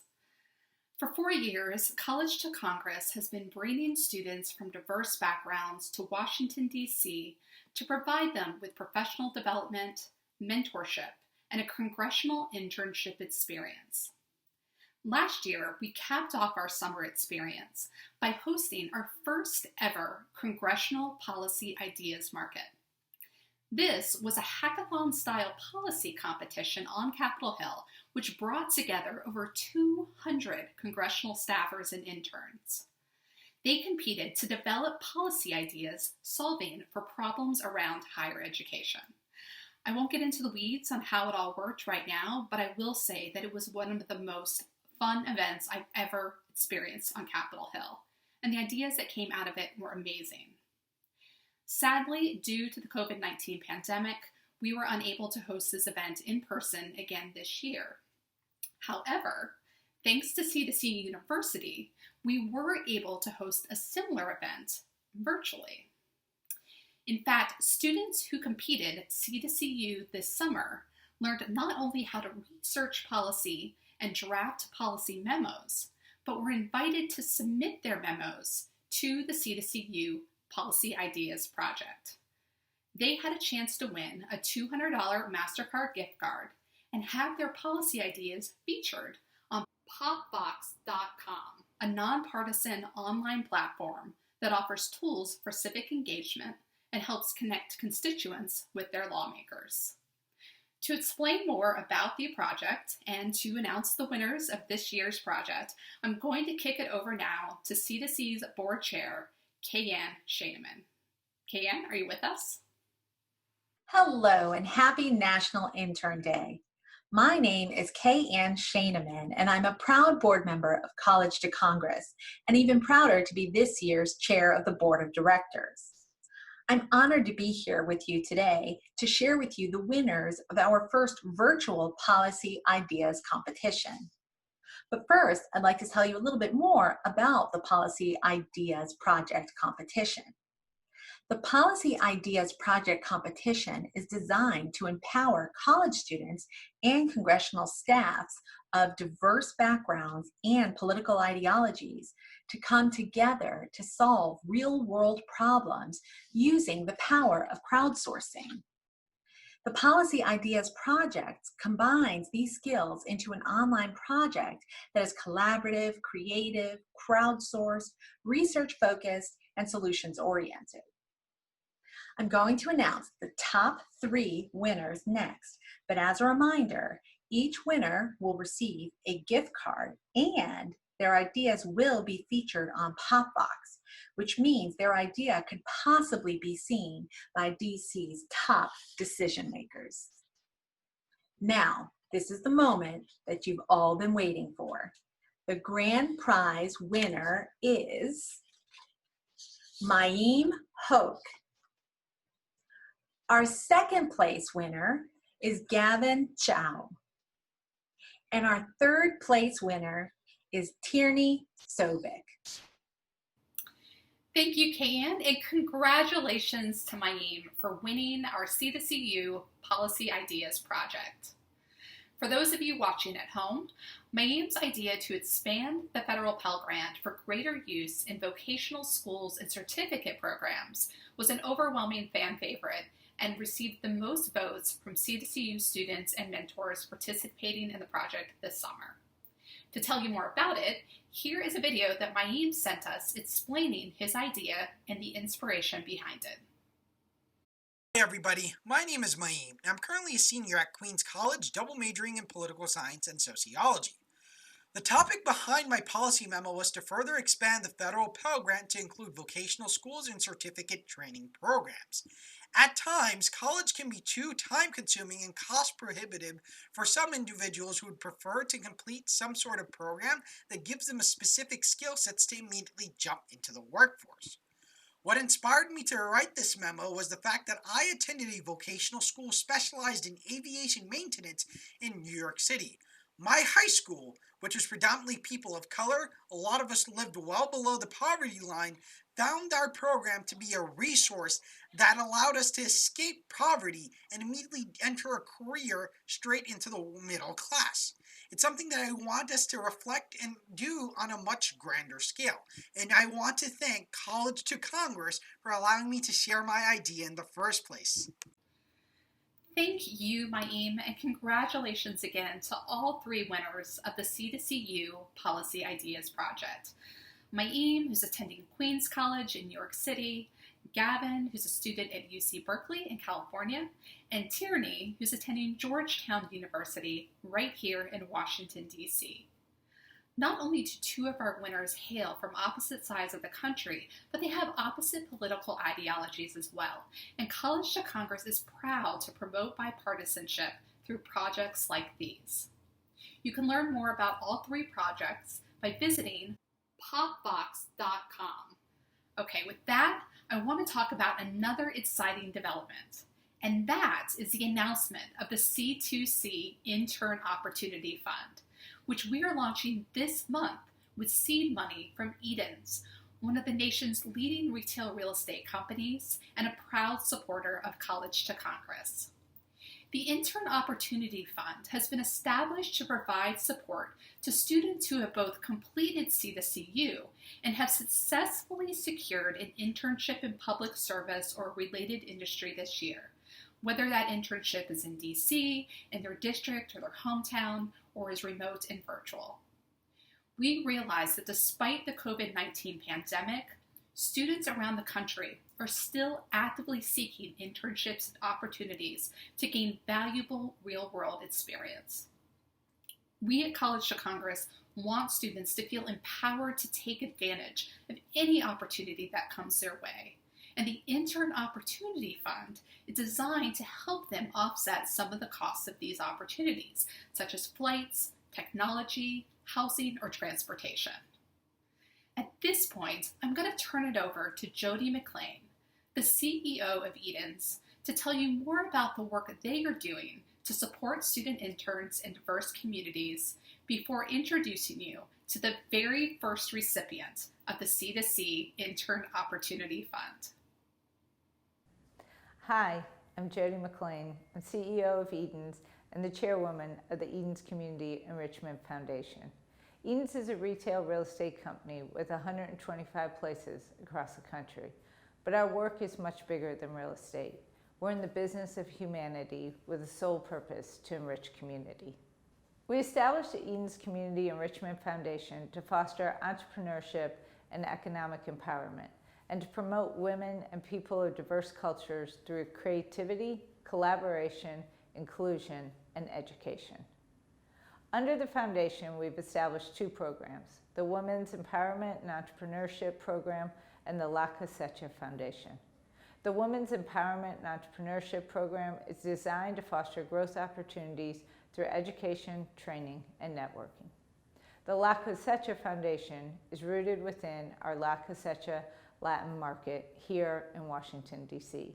It celebrates centuries of Latin American heritage with philanthropic mission that directly contributes and supports people, culture, and heritage. The Edens Community Enrichment Foundation is now proud to sponsor College Congress. The vision of a democracy that is truly reflective of the people that it serves, that's a vision that we believe in deeply and I personally champion. We're excited to help announce C2C's launch of its Intern Opportunity Fund, where 100% of the proceeds will go directly to providing critical resources to a diverse collection of students, enabling them to gain firsthand experience and invaluable training. Thank you, Jody, and thank you to Edens for helping us launch the C2C Intern Opportunity Fund. At this time, I'd like to introduce you to the fund's very first recipient, Katie Wright. Katie was originally selected to participate in C2C's summer internship program. However, when COVID-19 forced many congressional offices to cancel or postpone their internship, Katie was forced to postpone her internship as well, and not for the first time. To tell you about her journey in her own words and what she'll be up to this fall, I'm going to turn it over now to Katie Wright. Katie? Hi everyone, my name is Katie Wright. I grew up in Idaho and I'm a recent graduate of Idaho State University. I got my bachelor's degree in political science and a minor in American Sign Language.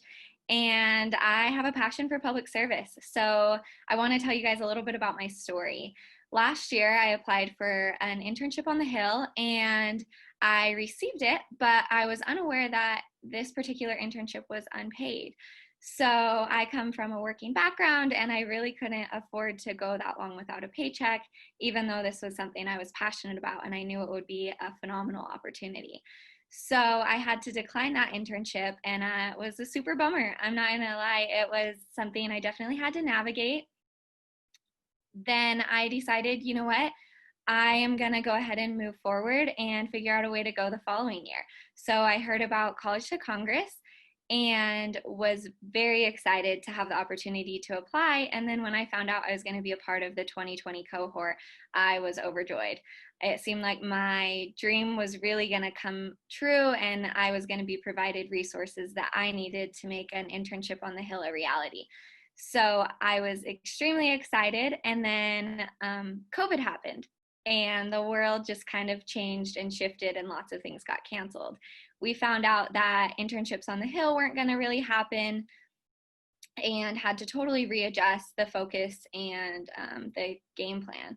So College to Congress was awesome. They never let any of us slip through the cracks. And they started this program, College to Congress University, online, and I was able to go through those courses, and that really helped me feel like, hey, this is still something that's going to happen.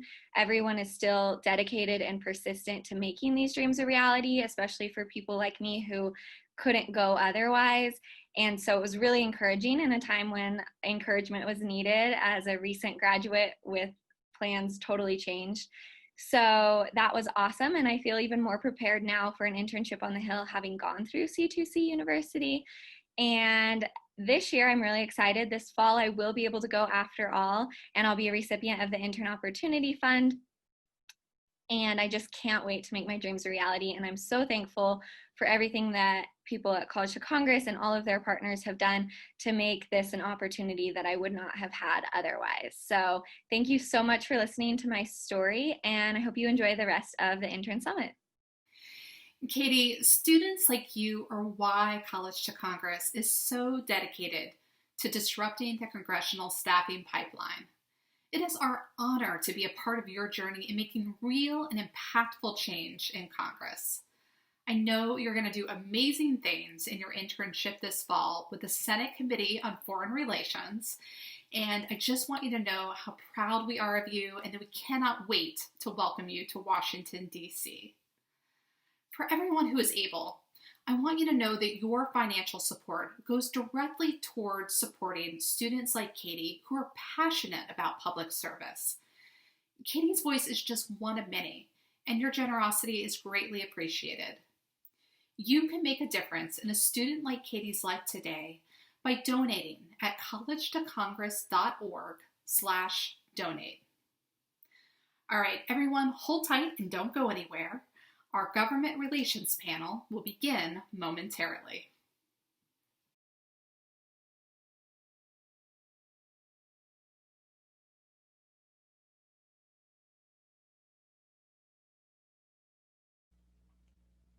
Wow, what a great day this has been. We started National Intern Day with Congressman Seth Moulton.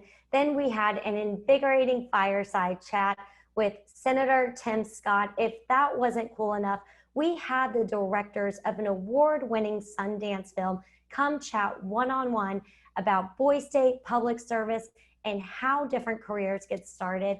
You know, we have a private concert coming up soon, but before we get to that, I wanted to make sure to introduce you to some of the best powerhouses here in DC. They are all so kind to College to Congress. Many of them are on our Corporate Leadership Council, where they donate their time, their expertise, and their resource to our organization.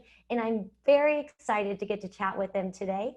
We have Chris Jones, who's the Vice President of Government Relations for Fox. Chris, you can wave your hand so we can all see you.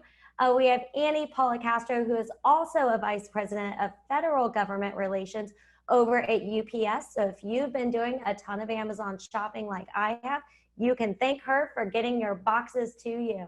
We have my dear friend Malcolm, who is a Government Affairs Senior Associate at Glover Park Group. And of course, if you're already on C2CU, then you're familiar with Tom Manitos, who is working as a Vice President at Spotify. Welcome, everyone. Thank you for joining us here today. So to get Thanks for having us. Yes, of course. To get it kicked off, I'd love to give you each, a couple minutes to talk about your roles at your organization and what a typical day-to-day looks like. Of course, we'll go ladies first. So Annie, can you get us kicked off? Sure. So one of my primary roles as a Vice President of Government Relations is to be a bridge between the business leaders at UPS and the members of Congress and the administration and the policymakers here in DC. So a lot of my role is twofold. I share information both from the business leaders to policymakers as they consider various policies on the Hill. And then I also report back what various lawmakers are doing in DC to our business leaders so they can prepare for new laws and regulations and things that are going to be impacting our drivers and our employees and our customers. Very cool. And we'll make sure to dig into more of that later. Chris Jones, so you have been involved with College to Congress the last 2 years. I know this is very near and dear to your heart. Can you share a little bit about what you're doing at Fox and what the typical day-to-day looks like? Sure, thanks, Audrey. The typical day-to-day has changed a lot in the last 4 months. I have the distinct pleasure of representing a bunch of different businesses owned by Fox, from sports to news to entertainment. I've been there for about 10 years, and before March, a typical day involved, starting out in the office and then spending the rest of your day on Capitol Hill, walking the halls of Congress and meeting with staffers and members face to face, followed by maybe a fundraising type dinner at the evening, probably not different from what Annie, Tom, and Malcolm's days look like either. Post-COVID, our days look a lot like this. It's Zoom call to Zoom call to Zoom call, which adds a little bit of impersonal nature to the business. But we're all trying to, I think, be as flexible as we can and figure out how to navigate this new virtual world. Yeah, adapt and pivot. I feel like that's the theme of 2020. Really just make the best of your situation. Malcolm Sherrod, you and I met, I think, a year and a half ago. But when you found out about College to Congress, you came all in.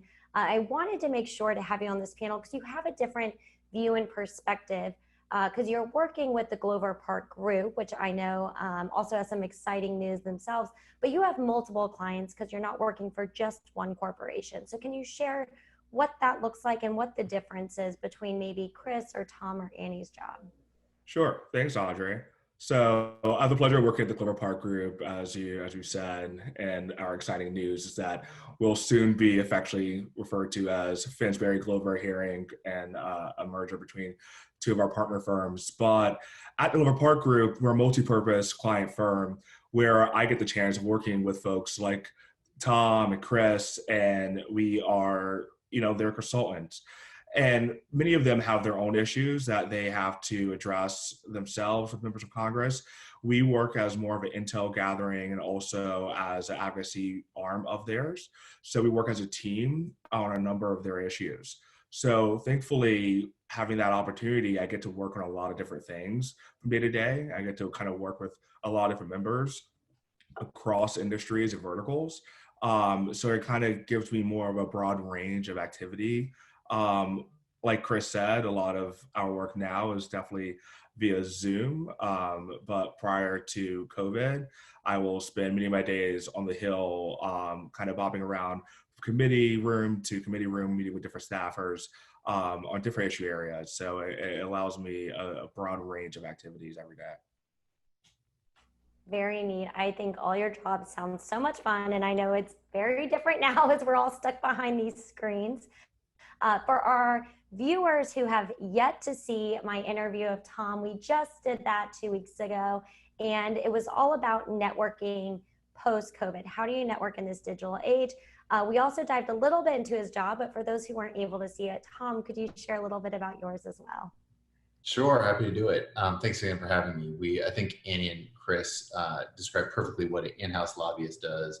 And then those of us that are in-house lobbyists rely on folks like Malcolm at our outside firms to help us do that job. So whether we're communicating upstream to corporate, or we're on the Hill along with our partners like Malcolm, our outside firms, I think there's one key to remember for at least an in-house lobbyist, we're probably the only part of the business that's not making the business any money.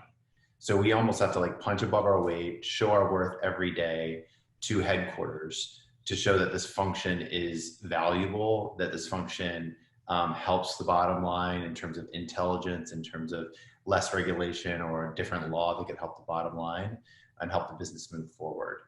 So whether that's, and one thing that I was very surprised about when I first started this job is the amount of time I'm on internal calls, just learning about the business, learning about new products, relaying information to different parts of the business all around the globe is extremely large amount of my time, where I'll look up, and I have been on Capitol Hill in a couple of weeks even.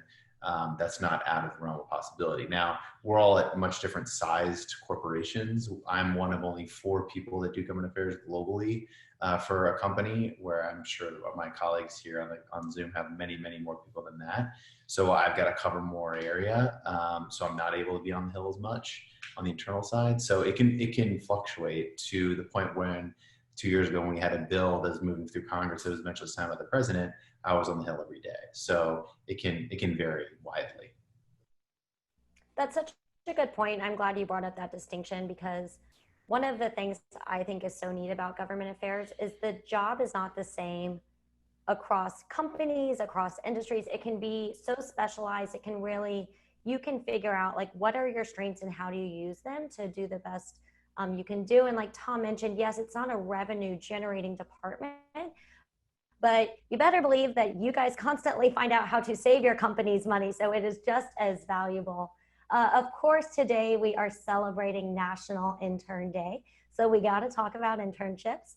I know that our panel has a couple different experiences with how they got to where they are.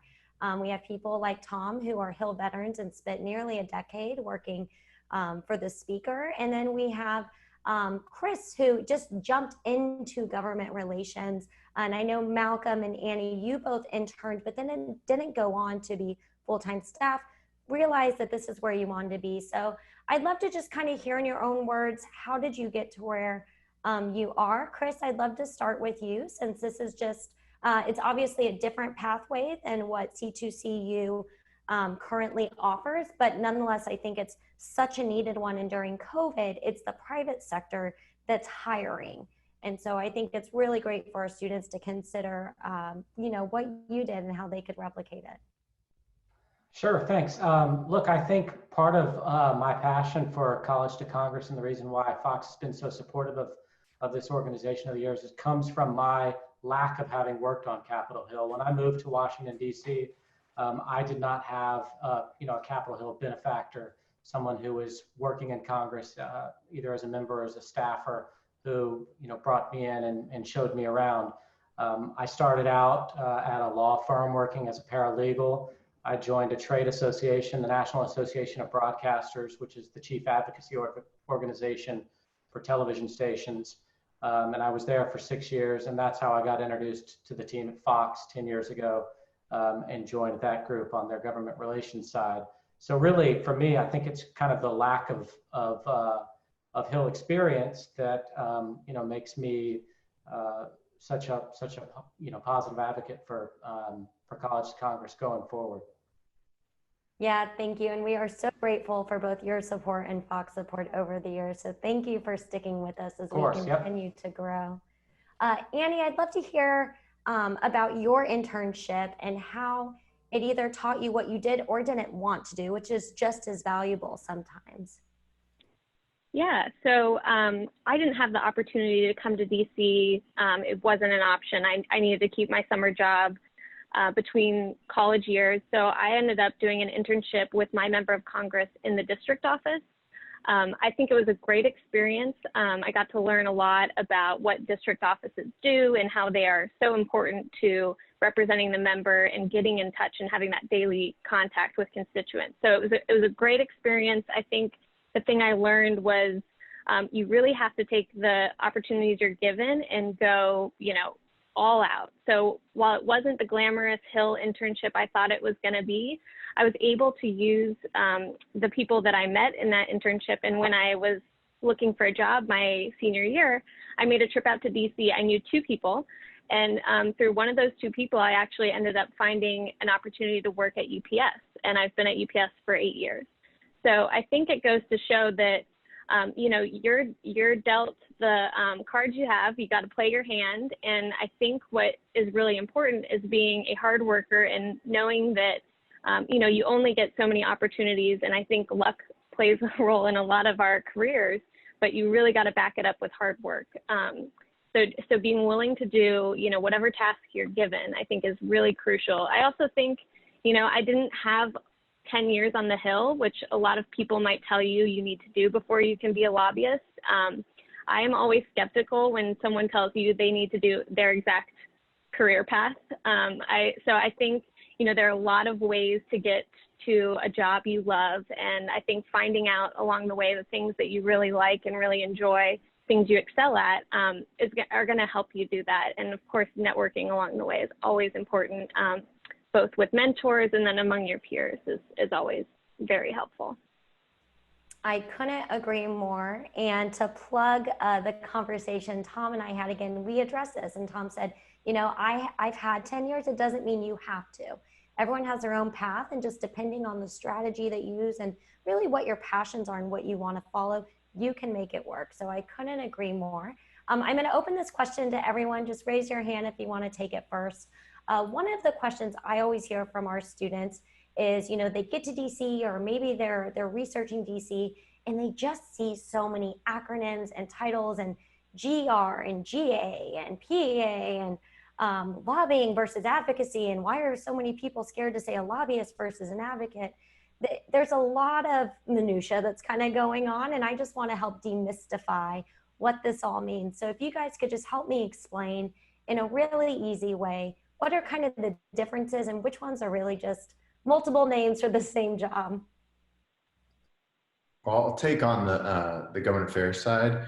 So I think, and guys, please correct me if I'm wrong, but I think there are 3 buckets you need to look at government affairs. You have the trade association, which Chris and I started at, which is a organization representing a certain part of industry. So in Chris's case, it was all the broadcasters. I was at the trade association representing all the internet companies. There's the Sand and Gravel Trade Association. There's we're the Trade Association capital of the world, Washington, D.C. But there are all these different groups that are representing an interest. So you've got to understand all these different members, company members, and represent their position to the Congress or to the executive branch.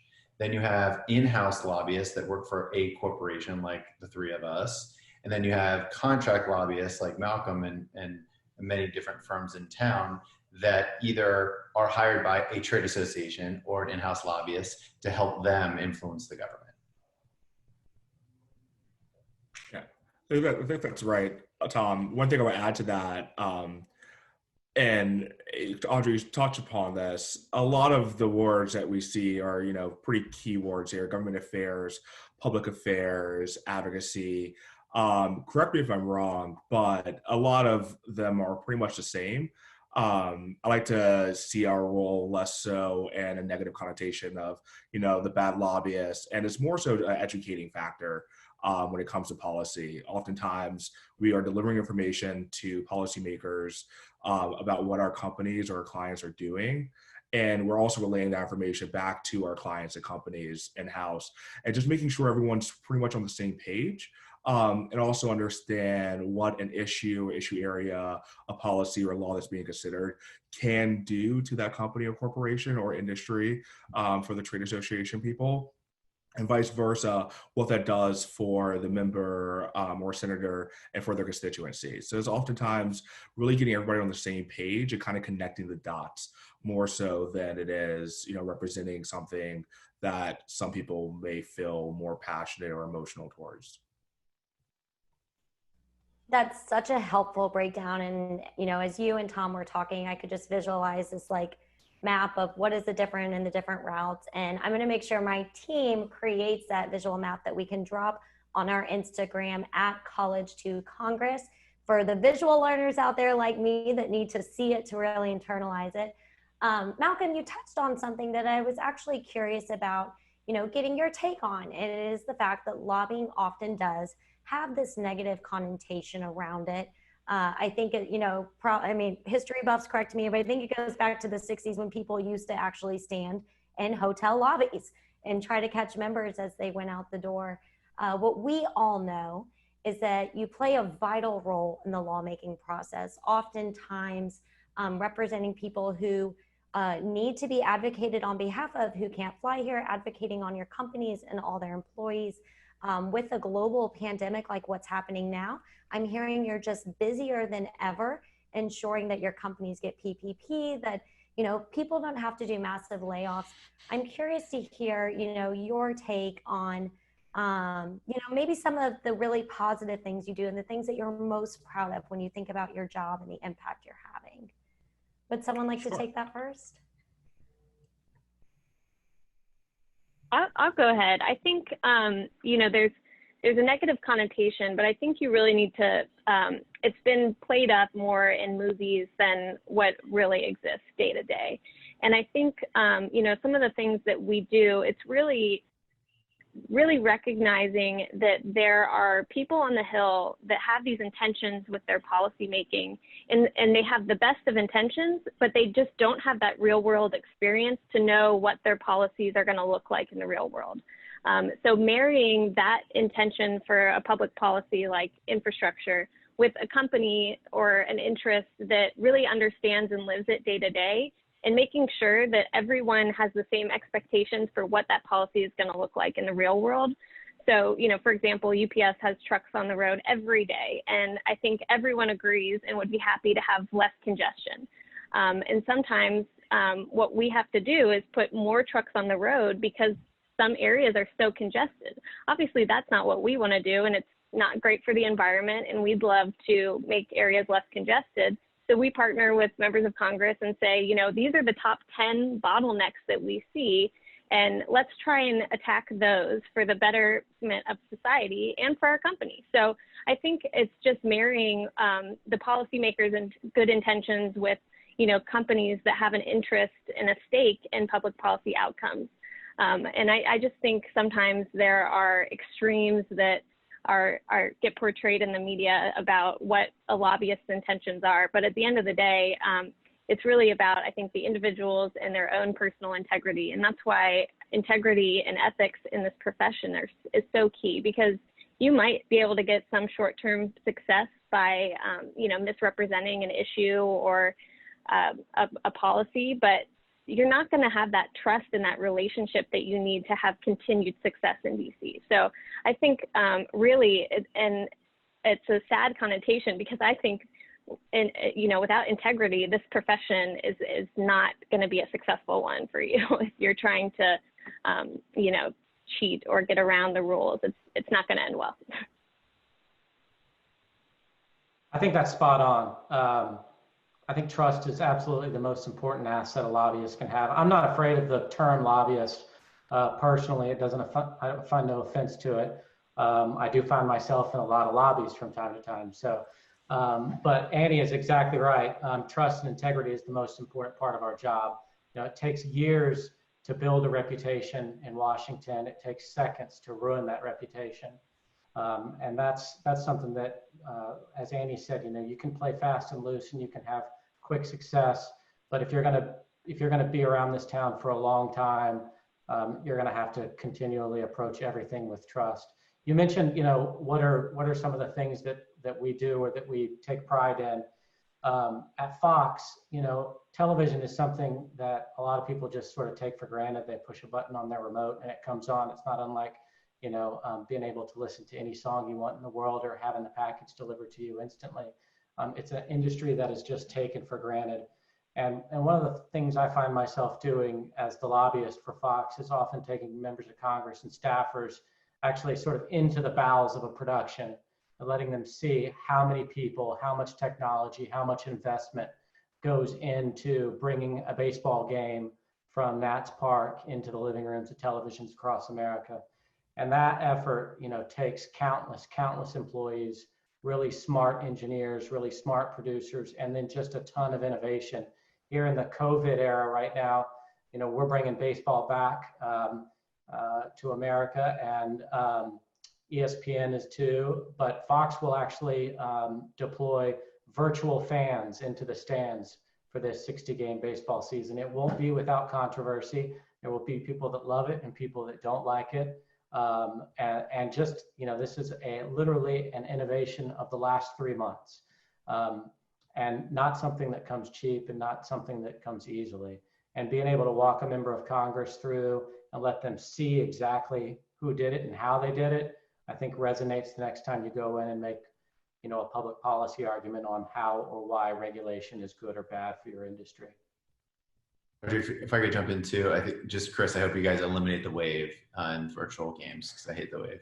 But I think Chris is exactly right. Showing members of Congress and government officials how things work is so key, especially representing a technology company now and in the past.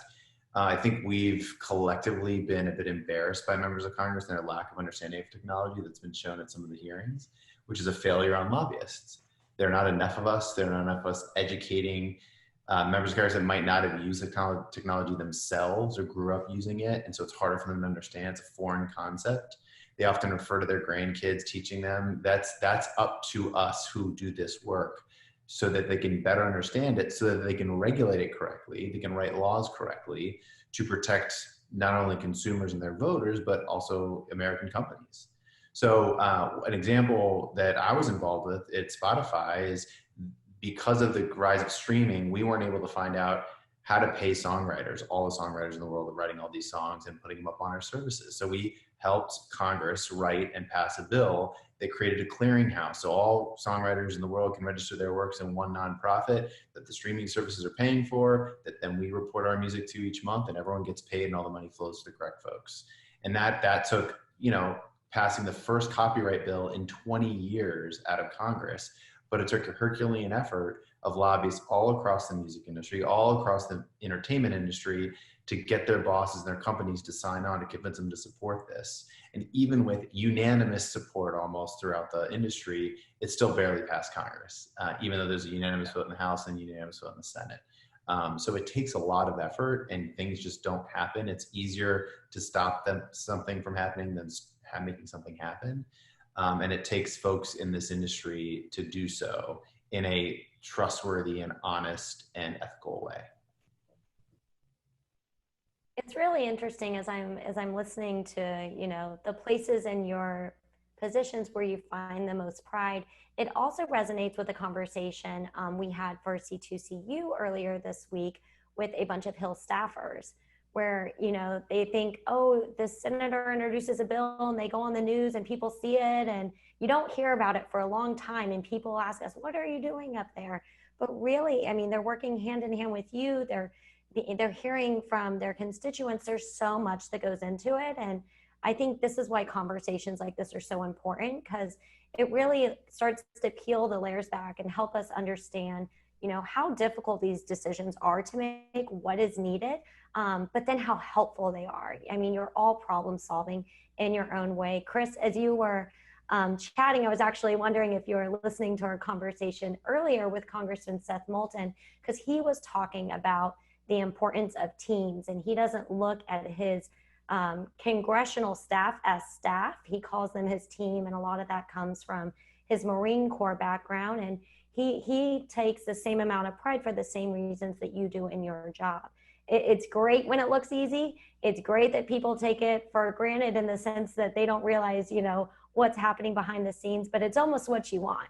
You want things to seem seamless. And I will say, I too bought my little head cutout to represent the Tampa Bay Rays, waiting for the Nats to let me put my face up there too. I got my dog in it. So I love that idea. I love the creativity behind that. So seriously, bravo. Thinking of COVID and just all the changes that we've had to make, there's one person that I really admired, you know, what he's done through this, and that's Malcolm. And just for, you know, everyone's awareness, when stay-at-home orders first went into place, and, you know, I think we've all been at home since about March, if not early April, Malcolm did what I think any great lobbyist would do. He made sure to still relay information and communicate with his friends, his colleagues, people on the Hill, the groups that he works with. And I thought it was really interesting how he did it. So Malcolm, I just wanted to invite you to talk a little bit about that. What could our students learn about staying connected and continuing to communicate even from your home? Sure. Thanks for highlighting that. One of the things I quickly realized when I knew we would be home for the foreseeable future is that we would miss out on the big DC factor of just seeing one another. Oftentimes, as the other panelists have kind of referred to, we are all on the Hill. You were all at the same receptions. We were at the same meetings. So you get the chance to organically run into friends, colleagues, and other people in your network, and just relay information, you know, pretty fairly and easily without having to, you know, touch base so formal. But as we were all quarantined at home, I realized that big factor was kind of missing in my life. And I didn't have the same opportunity to kind of touch base with friends and other people that are just, you know, really helpful from day to day and help us do our job, help us keep the flow of information going. So I thought it would be a great way to kind of just do a simple wellness check on a lot of people. Thankfully, a lot of those that we work with are our friends through work and outside of work. So we do really care about them. So I did want to just say hi and touch base. And I realized at the same time, there was tons of information that was being flown around that would affect many of the clients that we worked for, friends and family. You've touched upon it at the beginning, but COVID has really been something that struck home for many of us in more ways than we realized, whether that was paycheck protection programs, PPE, just simple information about the disease as we were still knowing this is an evolving thing, and we really don't know much about it. So I thought it would be a good opportunity to kind of keep that flow of information going. Thankfully, it was well received. I did it in a way where I could bring together some of the resources that we were working with at Glover Park Group and monitoring many of the information that, you know, Tom alluded to that we help our clients with, and just making sure that they know exactly all what's happening on the Hill. Packaging that up in a way that I thought was authentic to myself and in my own voice, and kind of keeping that story going, just to touch base with a lot of our friends and colleagues and family in a way nightly and recently, not as frequently as I did in the beginning, but pretty often, just to make sure they know that I'm still here, but also so I know that they're still there, and we can keep that organic as much as possible, normal life before COVID still going in this time. It's even crazy that we refer to things as, you know, pre-COVID and post-COVID. I mean, this is something that's almost become normal for us all. And I just know that any sort of stream of normalcy in communications is often helpful. So I really applaud your efforts there. We are closing soon. Before we did, Chris was kind enough to share, you know, why he loves College to Congress, why Fox has been supportive. Annie, I hope you don't mind if I put you on the spot a bit. I know you're one of our most loyal volunteers and member of our Corporate Leadership Council. Just wanted to hear in your own words what this program means to you and why you're a part of it. Yeah, like I said at the outset, I didn't have the opportunity to come to DC for an internship experience, though I would have loved it. But I think the tools that C2C provides to the interns and the education that goes into that is that it's not just getting someone's foot in the door, it's really preparing them for success through that experience and setting them up for success in a way that a lot of people are privileged to have in other ways. They might have a mentor or very connected parents that have set them up similarly, but it's just not in the cards for a lot of people. And I think you know, that combination of helping open doors, but then also making sure that once you cross that threshold that you're prepared for success is really important to me. And I just think that you guys do such a good job making a thoughtful curriculum. And I want to work with folks that have gone through this training because I know that they're coming out the other end prepared for, you know, the rigors of what working in DC can be like sometimes. And it can surely be tough at times. I think we're all being tried right now and making sure, you know, we're putting our best foot forward every day. We have ended every session today on a positive note. I'd love to invite you guys to help me do that today. Whether it's words of encouragement or just a quick piece of advice, I'd love to just hear what you have to share with our students. We can start with Tom, go to Malcolm, Annie, and end on Chris. Sure. Thanks again for having me, Audrey. Really appreciate it. And thanks for all the great work you guys do to College Congress. I'll do a piece of advice for anyone starting their career.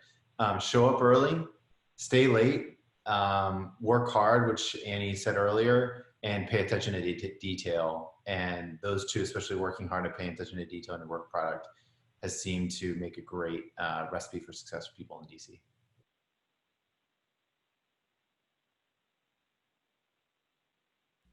Malcolm, would you like to share a piece of advice or an anecdote or something for our interns to take home with them?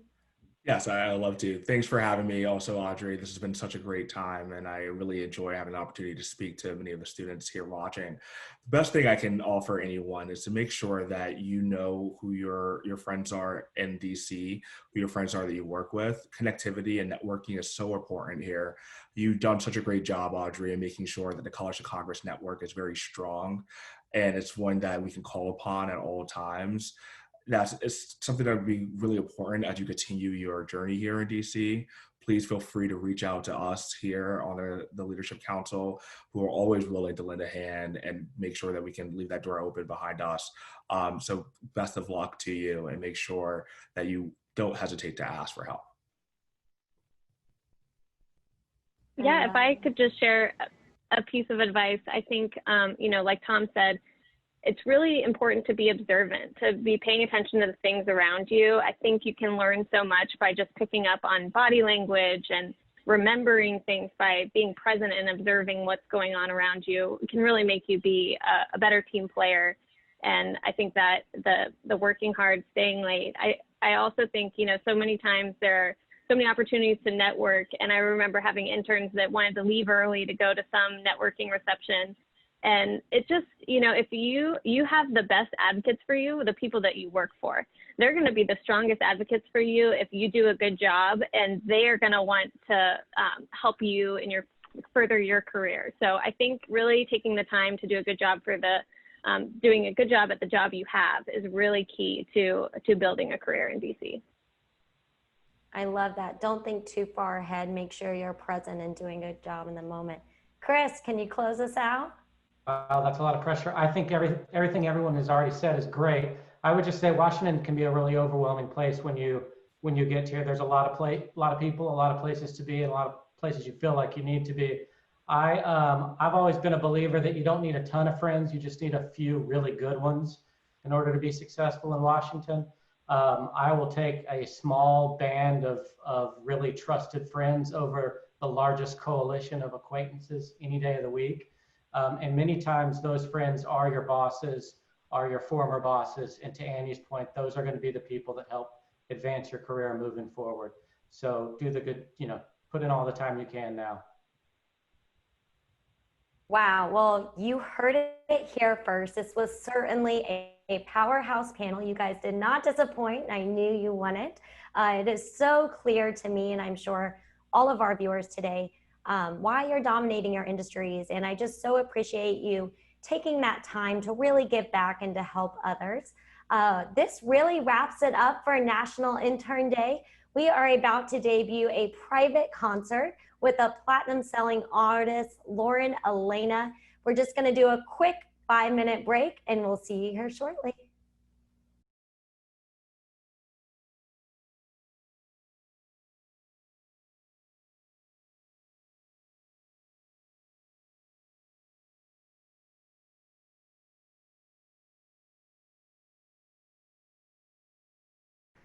Hello, everyone again. I just wanted to pop back in and say a big thank you for attending our first ever virtual National Intern Day. For our students are here in the audience, I hope you are walking away with plenty of helpful tips on how to find your next internship, how to network virtually, and how to make sure that 2020 is still your year. We're going to be releasing all of the recordings from today. I highly recommend going back, looking up the names of the folks I interviewed, finding them on LinkedIn, and asking for that 15-minute virtual coffee. You learned exactly how to do it today. And if you forgot, we have more tips on C2CU. So make sure to take this opportunity in front of you and keep pushing forward. As you heard today, DC is a very small town. You never know who you're going to be working with or working for. And the people in the C2C community are here to help. You just have to take that first step in turning your passion into action, and we'll help you do the rest. I also want to talk a little bit about why this year's National Intern Day celebration is a bit different. For those who are new to College to Congress, we have traditionally brought interns from all across the nation to DC to intern in Congress for the summer, covering all their costs, connecting them with mentors. But of course, COVID-19 had different plans for not only us, but organizations all around the world. When I first built College to Congress, I did it to provide all the resources that weren't available to me when I interned. Things like flights, meals, transportation, housing, wardrobe.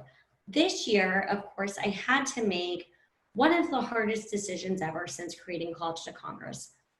And that was the decision to postpone our summer internship in April. And of course, we were all very saddened by that, but being the optimistic team that we are, we decided to flip the script and find opportunity. And so what we did was we early launched C2C University.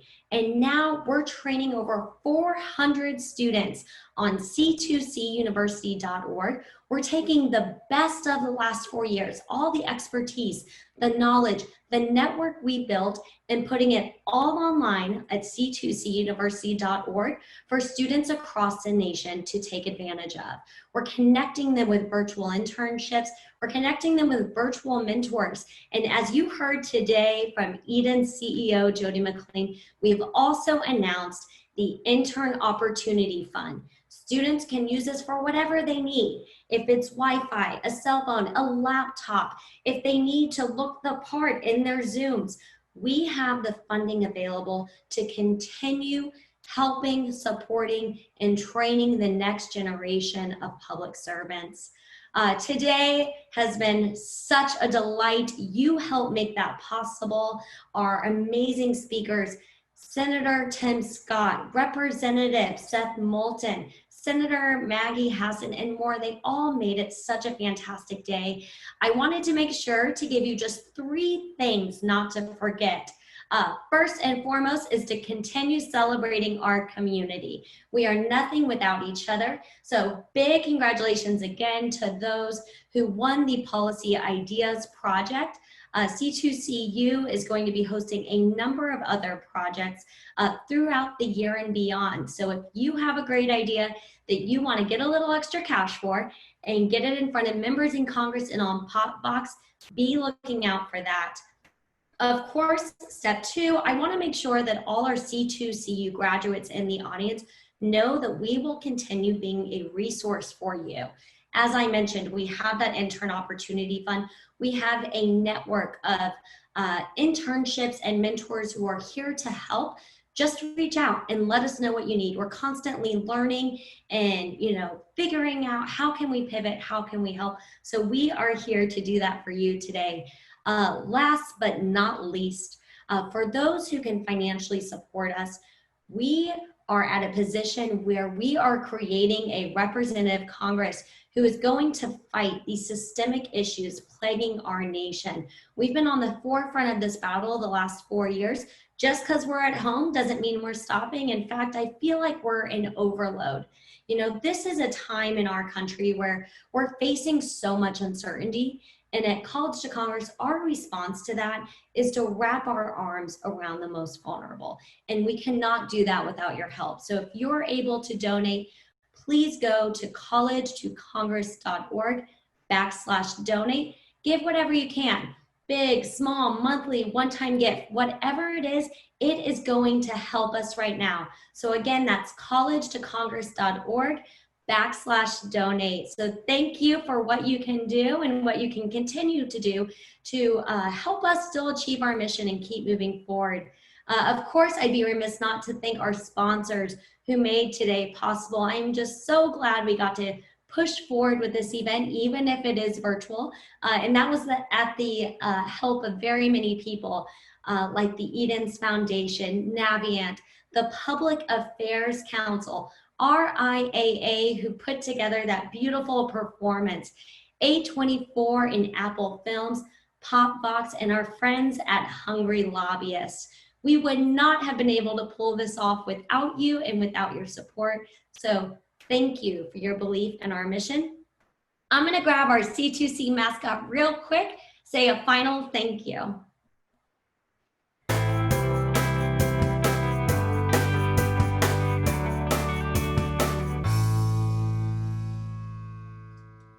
Just had to pause real quick to go grab our C2C mascot, Cooper.